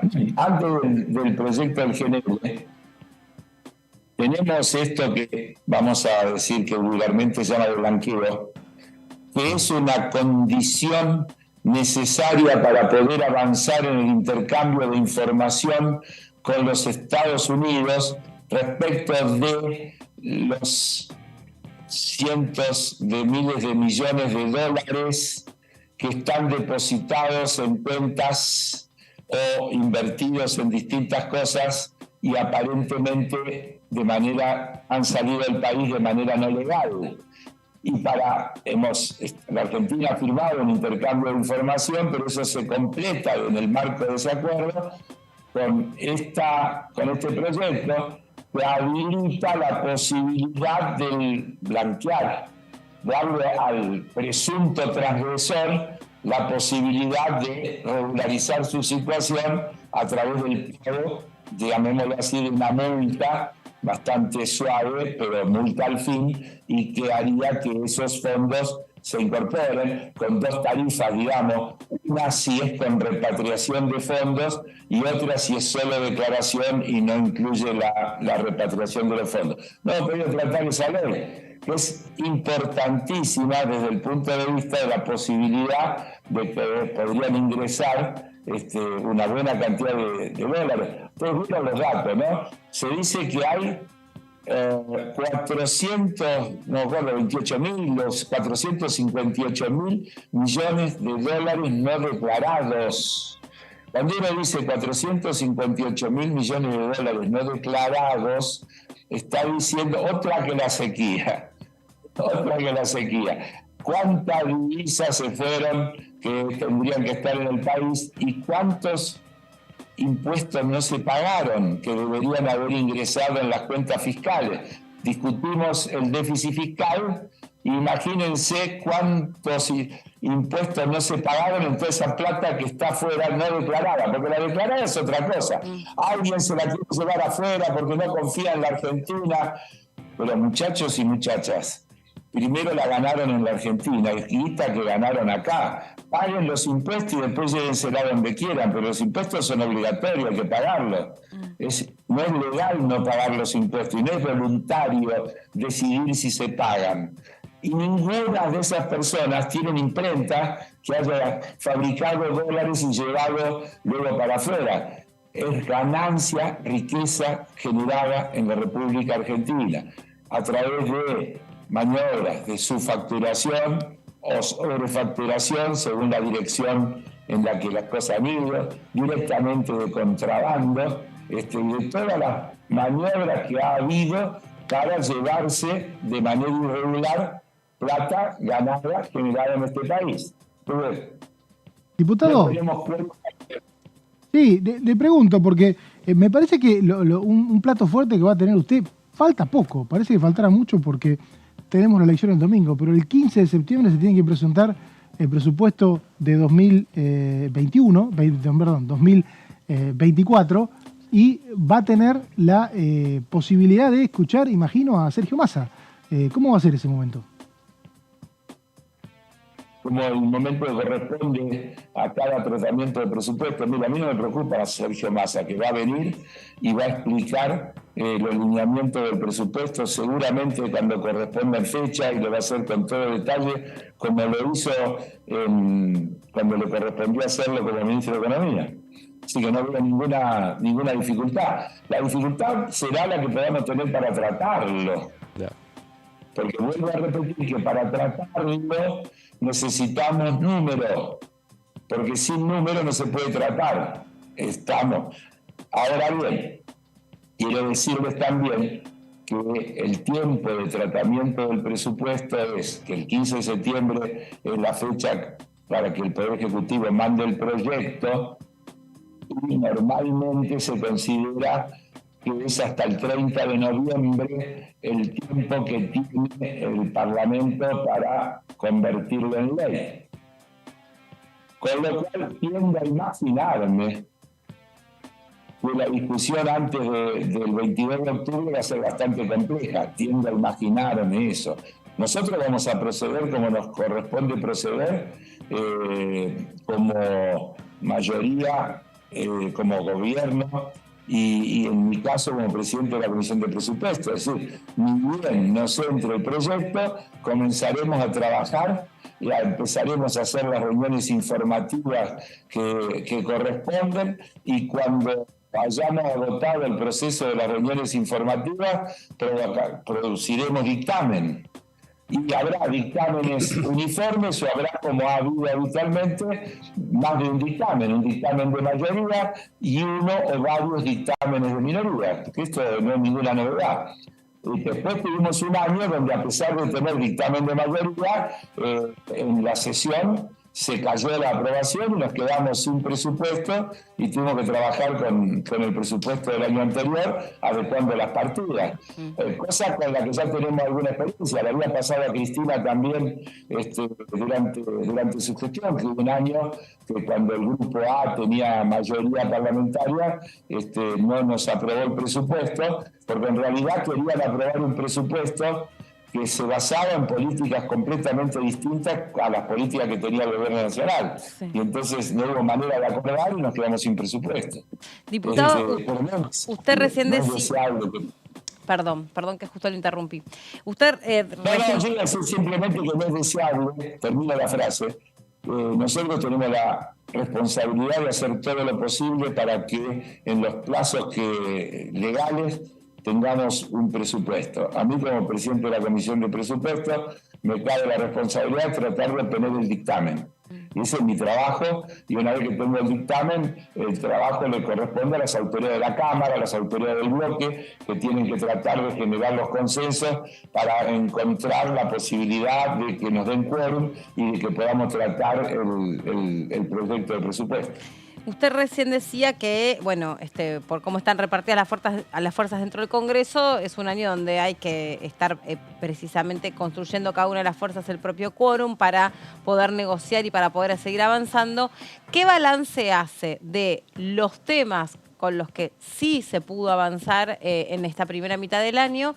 Y, bueno, ¿qué expectativa hay para la segunda mitad del año de cara a, bueno, usted recién hablaba del blanqueo, pero cuáles son aquellos otros temas que, desde lo personal, le interesaría que queden debatidos o presentados en posibles futuras sesiones?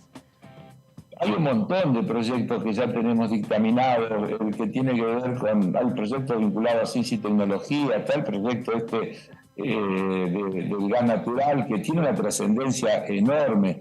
La Argentina es importadora de gas natural, y hoy tenemos la posibilidad, primero, de dejar de importar y luego de llegar a convertirnos en exportadores. Ahí hay un costo enorme, porque además no es solo el gas, son los fletes, los barcos. Hoy el costo de flete que la Argentina tiene para importar ese gas natural licuado desaparecería y todo eso son divisas también, porque cuando uno mira en qué se gastan las divisas, en flete se gasta muchísima plata. Sí. Podríamos discutir otro costo más de habernos quedado sin flota mercante. ¿Cuántas de estas cosas podríamos hacerlas con una situación distinta para el Estado si el Estado hubiera mantenido su propia flota mercante y, por ejemplo, esto lo pudiera estar transportando con flota propia? Pero bueno, digo, para mostrar la complejidad de lo que pasa, de las situaciones que tenemos. Es decir, hay un montón de proyectos trascendentes que sería bueno que se pudieran tratar, que deberíamos poder tenerlos por encima de la política. La idea de la creación de universidades no debería estar trabada porque no nos dan quórum para discutir la creación de universidades. Pero de verdad, hay un profundo problema ideológico en el fondo, porque cuando uno escucha los argumentos, de verdad ellos están convencidos y sostienen que no hay que crear universidades, que hay demasiadas. Se dijo eso en la Comisión de Presupuestos cuando se trató. Los miembros informantes de la oposición defendieron la idea de que no hacían falta universidades, que lo que teníamos que trabajar es sobre la deserción escolar en la enseñanza media y no preocuparnos por crear nuevas universidades. Y desconociendo este hecho fenomenal de tener, creo que 1.300.000 universitarios, primer caso familiar, que es producto en un 80% de esas nuevas universidades que se crearon, y que hace también esa idea del país federal de la que estamos hablando. Cuando yo era pibe, la gente del interior se mudaba a Buenos Aires o a La Plata para venir a estudiar. No, o a Córdoba, y no había nada. Entonces, cuando uno llega y desarrolla regionalmente también el acceso a la universidad, a la enseñanza superior, también está construyendo un país más federal. Y claro que eso cuesta plata, que hay que invertir, pero se invierte en futuro, se invierte en cosas que luego van a venir en beneficio, no hay que tenerle, eso no es gasto, eso es inversión, y no hay que tomarlo como un gasto, porque para nada es un gasto. Claro. En el debate que se hizo, todavía no fue debate, porque hicimos 2 reuniones informativas con el tema del gas licuado. La verdad que los argumentos, tenemos un proyecto, tenemos un acuerdo asociativo con una empresa estatal de otro país, como es Petronas, una de las grandes petroleras del mundo, que está dispuesta a hacer una inversión y aportar tecnología y demás, y nosotros tenemos la materia prima, pero no le estamos dando una concesión, sino que estamos construyendo una asociación entre YPF y esta empresa estatal. Parece virtuoso, parece ganador por donde se lo mire. ¿Y qué va a pasar dentro de 30 años cuando se agote el acuerdo? Pero pará, ¿cómo podemos cuestionar las cosas así? Busquen los cuestionamientos que se hicieron y las preguntas que se hicieron y van a entender por qué es muy difícil que así pueda funcionar el Parlamento. Diputado, Claro. también se va a tratar, está el proyecto de hidrógeno, se va a tratar, puede ser próximo, porque ese todavía no tuvo la ley de promoción de hidrógeno, ni siquiera un debate en comisión. No, bueno, y el de gas licuado tampoco tuvo tratamiento en comisión, solo hubo 2 reuniones informativas. Bueno, por eso, pero hidrógeno nada, ni siquiera reuniones informativas. Nada, sí. Y Blanqueo también mencionaba, ¿lo piensa incluir en la agenda? Sí, claro, pero sin acuerdo, Claro. por lo menos acuerdo para tratarlo, dictaminar en disconformidad, hacer otro dictamen, vayamos a una votación, habrá mayoría y minoría, pero no sigamos trabando el funcionamiento. Claro. Ahora, si no hay acuerdo previo, porque hoy en día, insisto, nosotros tenemos un bloque de 111. 18. Y esto empieza a funcionar cuando se sientan 129. Si no, tenemos una sesión trunca y podemos hacer discursos, podemos quejarnos de la falta de colaboración, de un montón de cosas, pero no podemos aprobar leyes en minoría. No se puede. Sí. Entonces tenemos una dificultad objetiva, porque hay que asumir que es cierto que no dar quórum es un recurso, pero cuando el recurso se tiende a generalizar, de alguna manera atenta contra el funcionamiento normal de las instituciones. Debería ser un recurso muy excepcional el del manejo del quórum, no un recurso habitual. Por lo menos lo que yo pienso, estoy dando opiniones personales mías, producto de mi experiencia, lo que yo veo, lo que yo siento. Entonces hay un parlamento con una determinada composición y vayamos, debatamos y se aprueba, y para eso después hay mayorías y minorías. Y se aprueban las leyes, y por eso hay 2 cámaras, y por eso hay posibilidad de que se venga en revisión, porque la cámara revisora modifica. Hay todo un esquema de funcionamiento pendiente a lograr el mejor resultado posible. Sí, y diputado... Ahora, si no se empieza a funcionar, no pasa nada. El próximo debate que se viene es sobre la ley de alquileres. Y ahí también me parece que está como bien dividido el debate, ¿no? Y un problema que es el dólar, la inflación, los alquileres temporarios. Sí, es un problema gravísimo. Hay una sesión citada para el 24, creo. 23. 23, sí. 23. Sí. Ahí hay una sesión, veremos el desarrollo.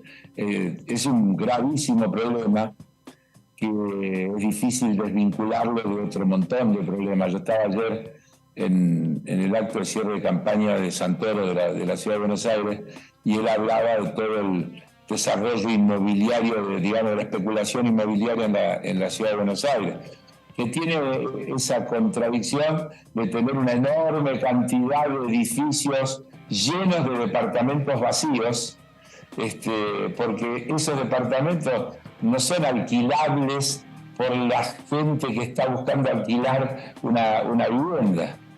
Y esto es muy complejo porque tenemos una contradicción. Hay que encontrar, porque a veces uno tiende a creer que es fácil, pero del otro lado hay un propietario, en muchos casos un profesional, un pequeño ahorrista que logró tener un departamento para tener una renta adicional y quiere no perder plata con esa renta. Entonces hay que encontrar cómo se encuentra equilibrio entre los distintos intereses.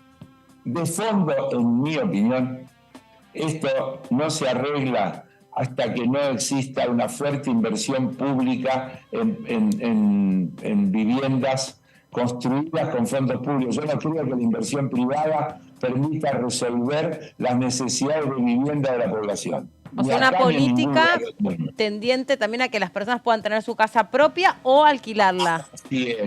Así es. Ahora, digamos, para ser sinceros absolutamente, yo trato de siempre serlo, que nada es posible en un país que tiene 6, 7, 5% de inflación mensual. Da lo mismo que sea 6, 7 o 5, por eso lo digo así. Sí. Porque es difícil planificar, porque todo el peso de la nominalidad genera una situación terrible en la cabeza de cada uno de nosotros todo el tiempo. Entonces, resolver ese problema es fundamental y difícil, porque hay toda una cantidad de factores, y más difícil en periodos preelectorales, obviamente, donde se crean todos los mecanismos y hay intereses concretos para que esto no funcione. Yo he explicado acá mismo, hablando con ustedes o con colegas de ustedes, que no hay ninguna razón objetiva para que la Argentina tenga la inflación que tiene. Ninguna razón objetiva. El otro día, dialogando con un colega de ustedes de otro medio, él me decía la emisión monetaria, y yo digo, la emisión monetaria en es negativa. Se emite muy por debajo de la inflación.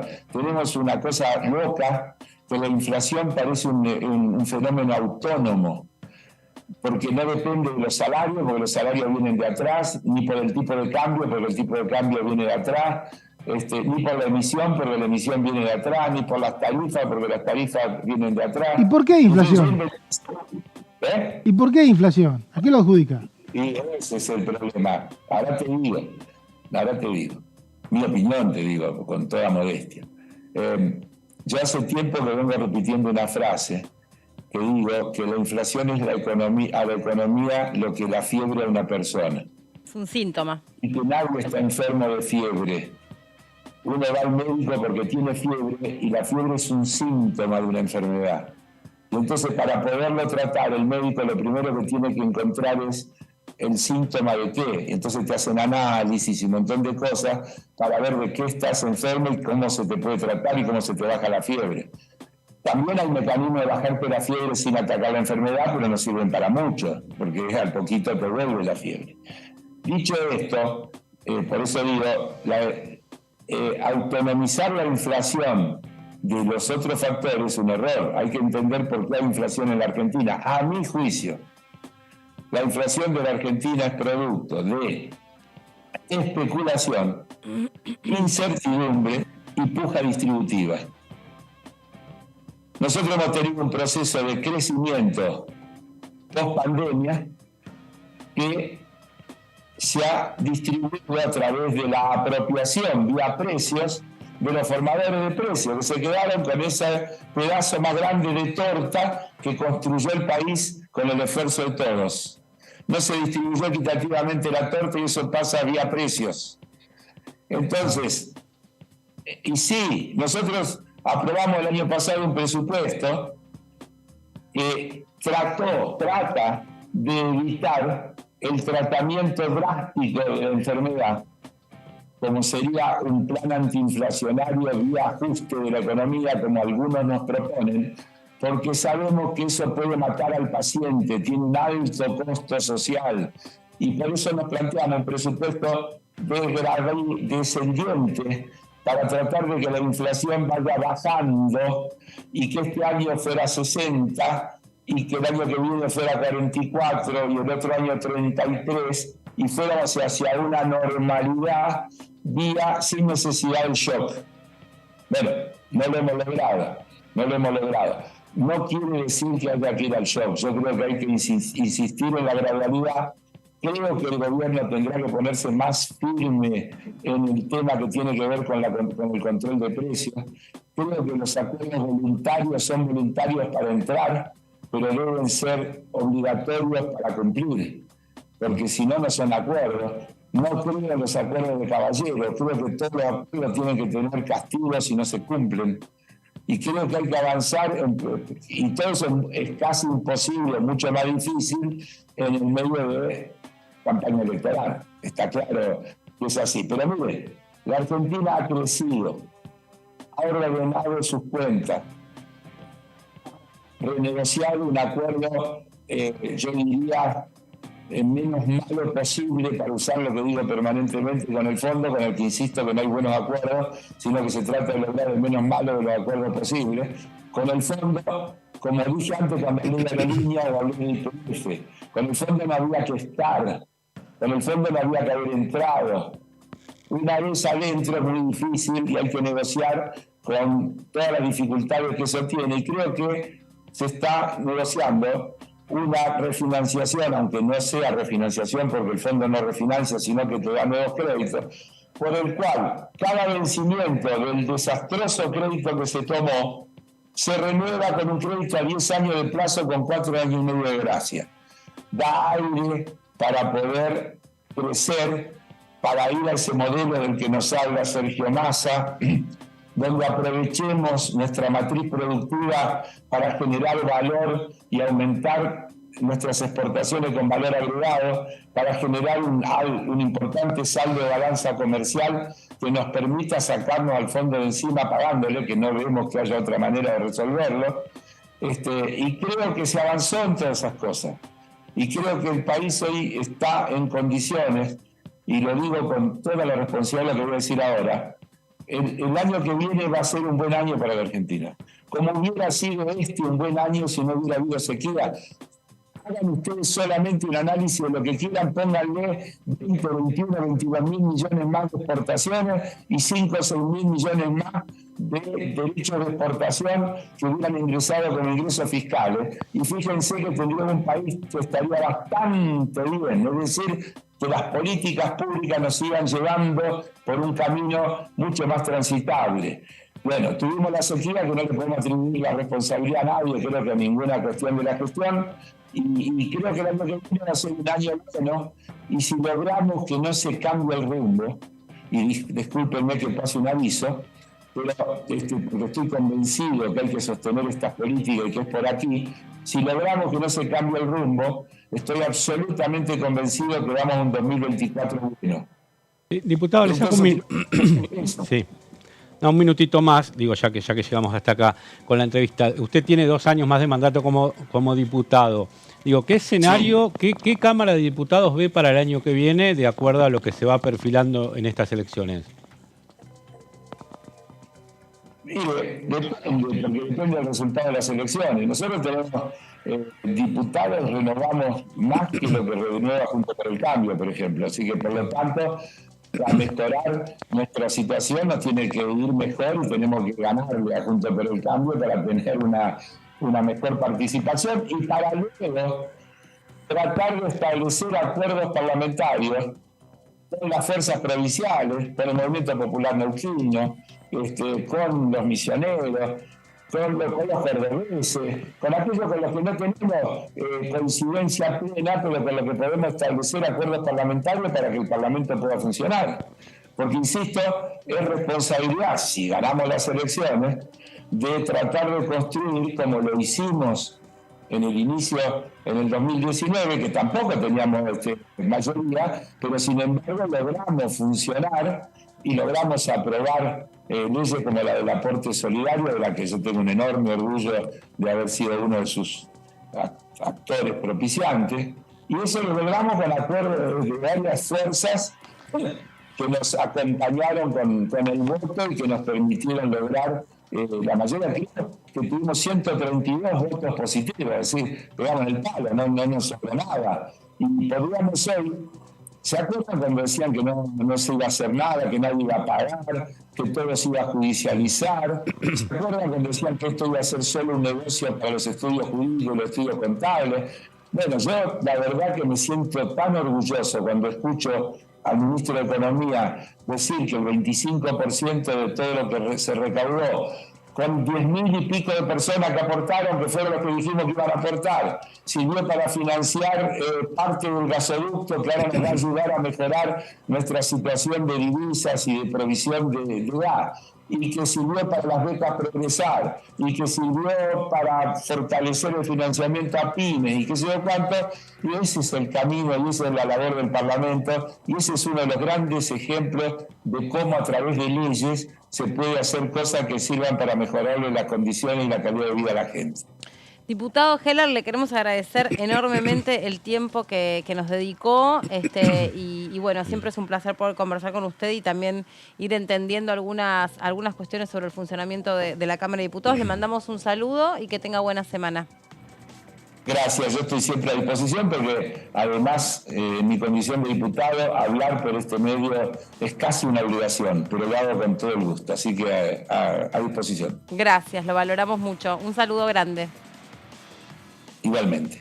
Bueno, ahí está el diputado Carlos Heller que nos ha explicado, bueno, si se quiere, varios de los temas más importantes que van a pasar todavía por la Cámara de Diputados. Es verdad, uno tomado por las PASO, las elecciones y toda la contienda política, por lo menos a mí se me había pasado desapercibido que ya ahora el 15 de septiembre había que concentrarse en la discusión del presupuesto, razón por la cual todo ese debate pasa por la comisión del diputado Heller y vos por los enlaces. Sí, exactamente, porque cada sector necesita saber cuál es su presupuesto, cada área del Estado. Pero bueno, va a ser un año particular. En realidad, los años de elecciones ejecutivas, los presupuestos habitualmente no se llegan a tratar o se tratan con dificultades. En el 2015 se aprobó, pero después obviamente hubo una reformulación. Pero es un problema enorme, ¿no? Se trata a fin de año, después del cambio legislativo. Encima son después de las primarias. Claro, exactamente. Lo cual es un tema, ¿no? Porque si las primarias no definen nada, ¿qué es lo que uno pareciera, ¿no? Pareciera que las primarias no van a dejar un panorama claro de quién va a ser el próximo presidente. O sea, sería, yo digo, digamos, contrafácticamente sería un error pensar que las primarias nos van a decir algo respecto de las generales. No, bueno, si hay un candidato que se corta solo, como pasó en 2019 y en 2011, un poco uno dice, bueno, esto es irreversible. Claro. De las 3 primarias presidenciales que tuvimos, 2 nos dejaron prácticamente el presidente en agosto, 2011 y 2019. Y ver qué pasa con la tercera fuerza en esta PASO también, si es del 25% o si es del 11%. que eso también te marca mucho. El nivel de participación, cómo reaccionan los también. mercados después de las PASO también, porque hay un Sí. montón de estos temas, recién lo explicaba Heller, la inflación, falta de políticas públicas para algunas cuestiones muy concretas que hasta aquí uno escucha, sí, la ley de alquileres, la ley de alquileres, la ley de alquileres, pero tampoco uno ha escuchado, bueno, qué piensa hacer el Poder Ejecutivo respecto del déficit del acceso a la vivienda. Sí, que para mí es más importante la ley de alquiler por lejos, pero bueno, se Es instaló... más importante que la ley. Mucho más pero importante. obvio, No, pero no tengo ninguna pensar, duda. pero por supuesto, pero pensar que una ley va a venir a subsanar un problema que ya es casi estructural y es una bola de nieve,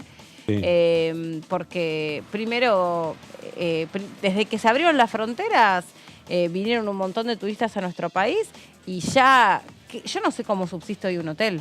Bueno, es que en realidad Yo no sé cómo todos los países, todas las ciudades con alto nivel de turismo están tratando de regular las plataformas y no pasa en Argentina. Tenemos un problema a veces hasta cultural de que tenemos que ponernos a regular y creemos que nos vamos de un extremo al otro necesariamente, y es simplemente saber si vos habilitás que se construye un edificio de 15 pisos, ¿querés que haya familias viviendo o no? Si querés que haya familias viviendo, tenés que poner algún tipo de acondicionamiento. Si no, no van a poder vivir familias. El nivel de caída de la población de la ciudad de Buenos Aires es increíble.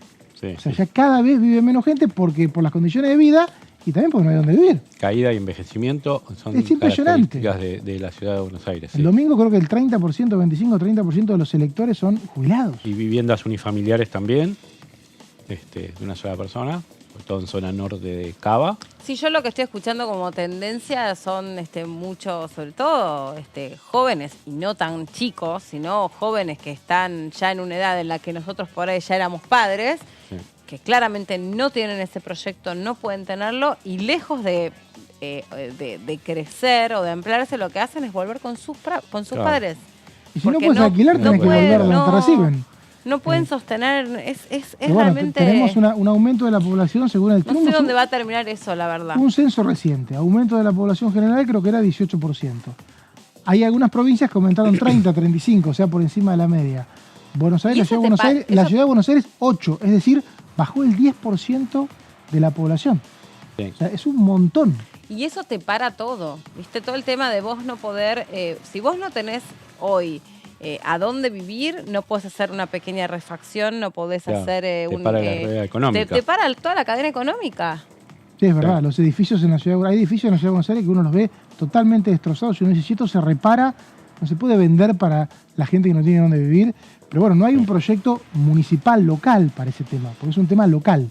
Sí. También es cierto, eso lo dijo el ministro de Vivienda, los gobiernos locales se tienen que ocupar de las viviendas, de por qué su población no tiene vivienda. No puede ocuparse el gobierno nacional. El tema es que el Congreso sancionó la ley y quedó metido. La situación que, por lo menos de nuevo, yo en la ciudad de Buenos Aires, que es donde vivo, la situación que más veo a diario es gente saliendo de los edificios con valijas, ergo turistas que ocupan el departamento, que se van, que lo ocupan, que se van, Bueno, que lo yo te ocupan, puedo que decir se que en van. La Plata veo que construyen un edificio cada 20 metros Impresionante. y no veo gente. Claro. No veo gente ocupando los edificios. Claramente es un muy buen negocio hoy. En realidad lo dijo Martín Tetaz cuando hablaba de no me acuerdo qué tema era, pero creo que era la ley de alquileres, que era la gente ahorra en ladrillos porque no hay otra manera de ahorrar. Es entendible, pero es un tema, porque si se construyen edificios enteros que no vive gente adentro, ¿dónde vive la gente que necesita casa? O sea, si tenés un problema humanitario natural. Y ahí yo pensaba en lo que decía también, entre todo lo que charlamos con el diputado Heller, que es todo este programa de creación de universidades. Entre otras cosas, te desagota eso. También. Porque sí, si vos armás... te desconcentra Claro. y te hace que la gente... Hoy tenés muchísima migración universitaria. Sí. Muchísima. Y bajó mucho a partir de la creación de universidades, muchísimo. En mi época era mucho mayor. Y te digo más, ¿qué es lo que está facilitando mucho que desagote un poco algunos barrios que estaban totalmente tomados por estudiantes? La atención universitaria, bueno, ya no es 2.0, sí, pero virtual. Virtual, sí. Hay universidades enteras Claro. con planes virtuales, pero bueno, ni que hablar venís a cursar o a dar el final, o a dar, claro, Sí, venís a dar el final o un parcial ya por ni ahí. siquiera. Pero sí. Bueno, muchachos, súper interesante el programa de hoy. La verdad que Muy se bien, nos pasó sí. volando, es que con las clases, primero la de cantando, No, la de cantando. y después la de Heller. No me dejó ni lugar para hacer placas a mí. Bueno. Mire que bien cantando. Así que ya sabés qué puedes hacer con esas placas. Sí, Podés sí, voy a tomar su consejo. Como en la bolsa de la coparticipación, vos ponelo en la bolsa de las placas. Que algún otro El martes, miércoles que compañero, viene se las estoy presentando. Pero serán más que bienvenidas. Muy bien, muchas gracias. Nosotros nos vamos y se quedan ustedes con la continuidad aquí en DTV y mañana nos vemos a las 2 de la tarde.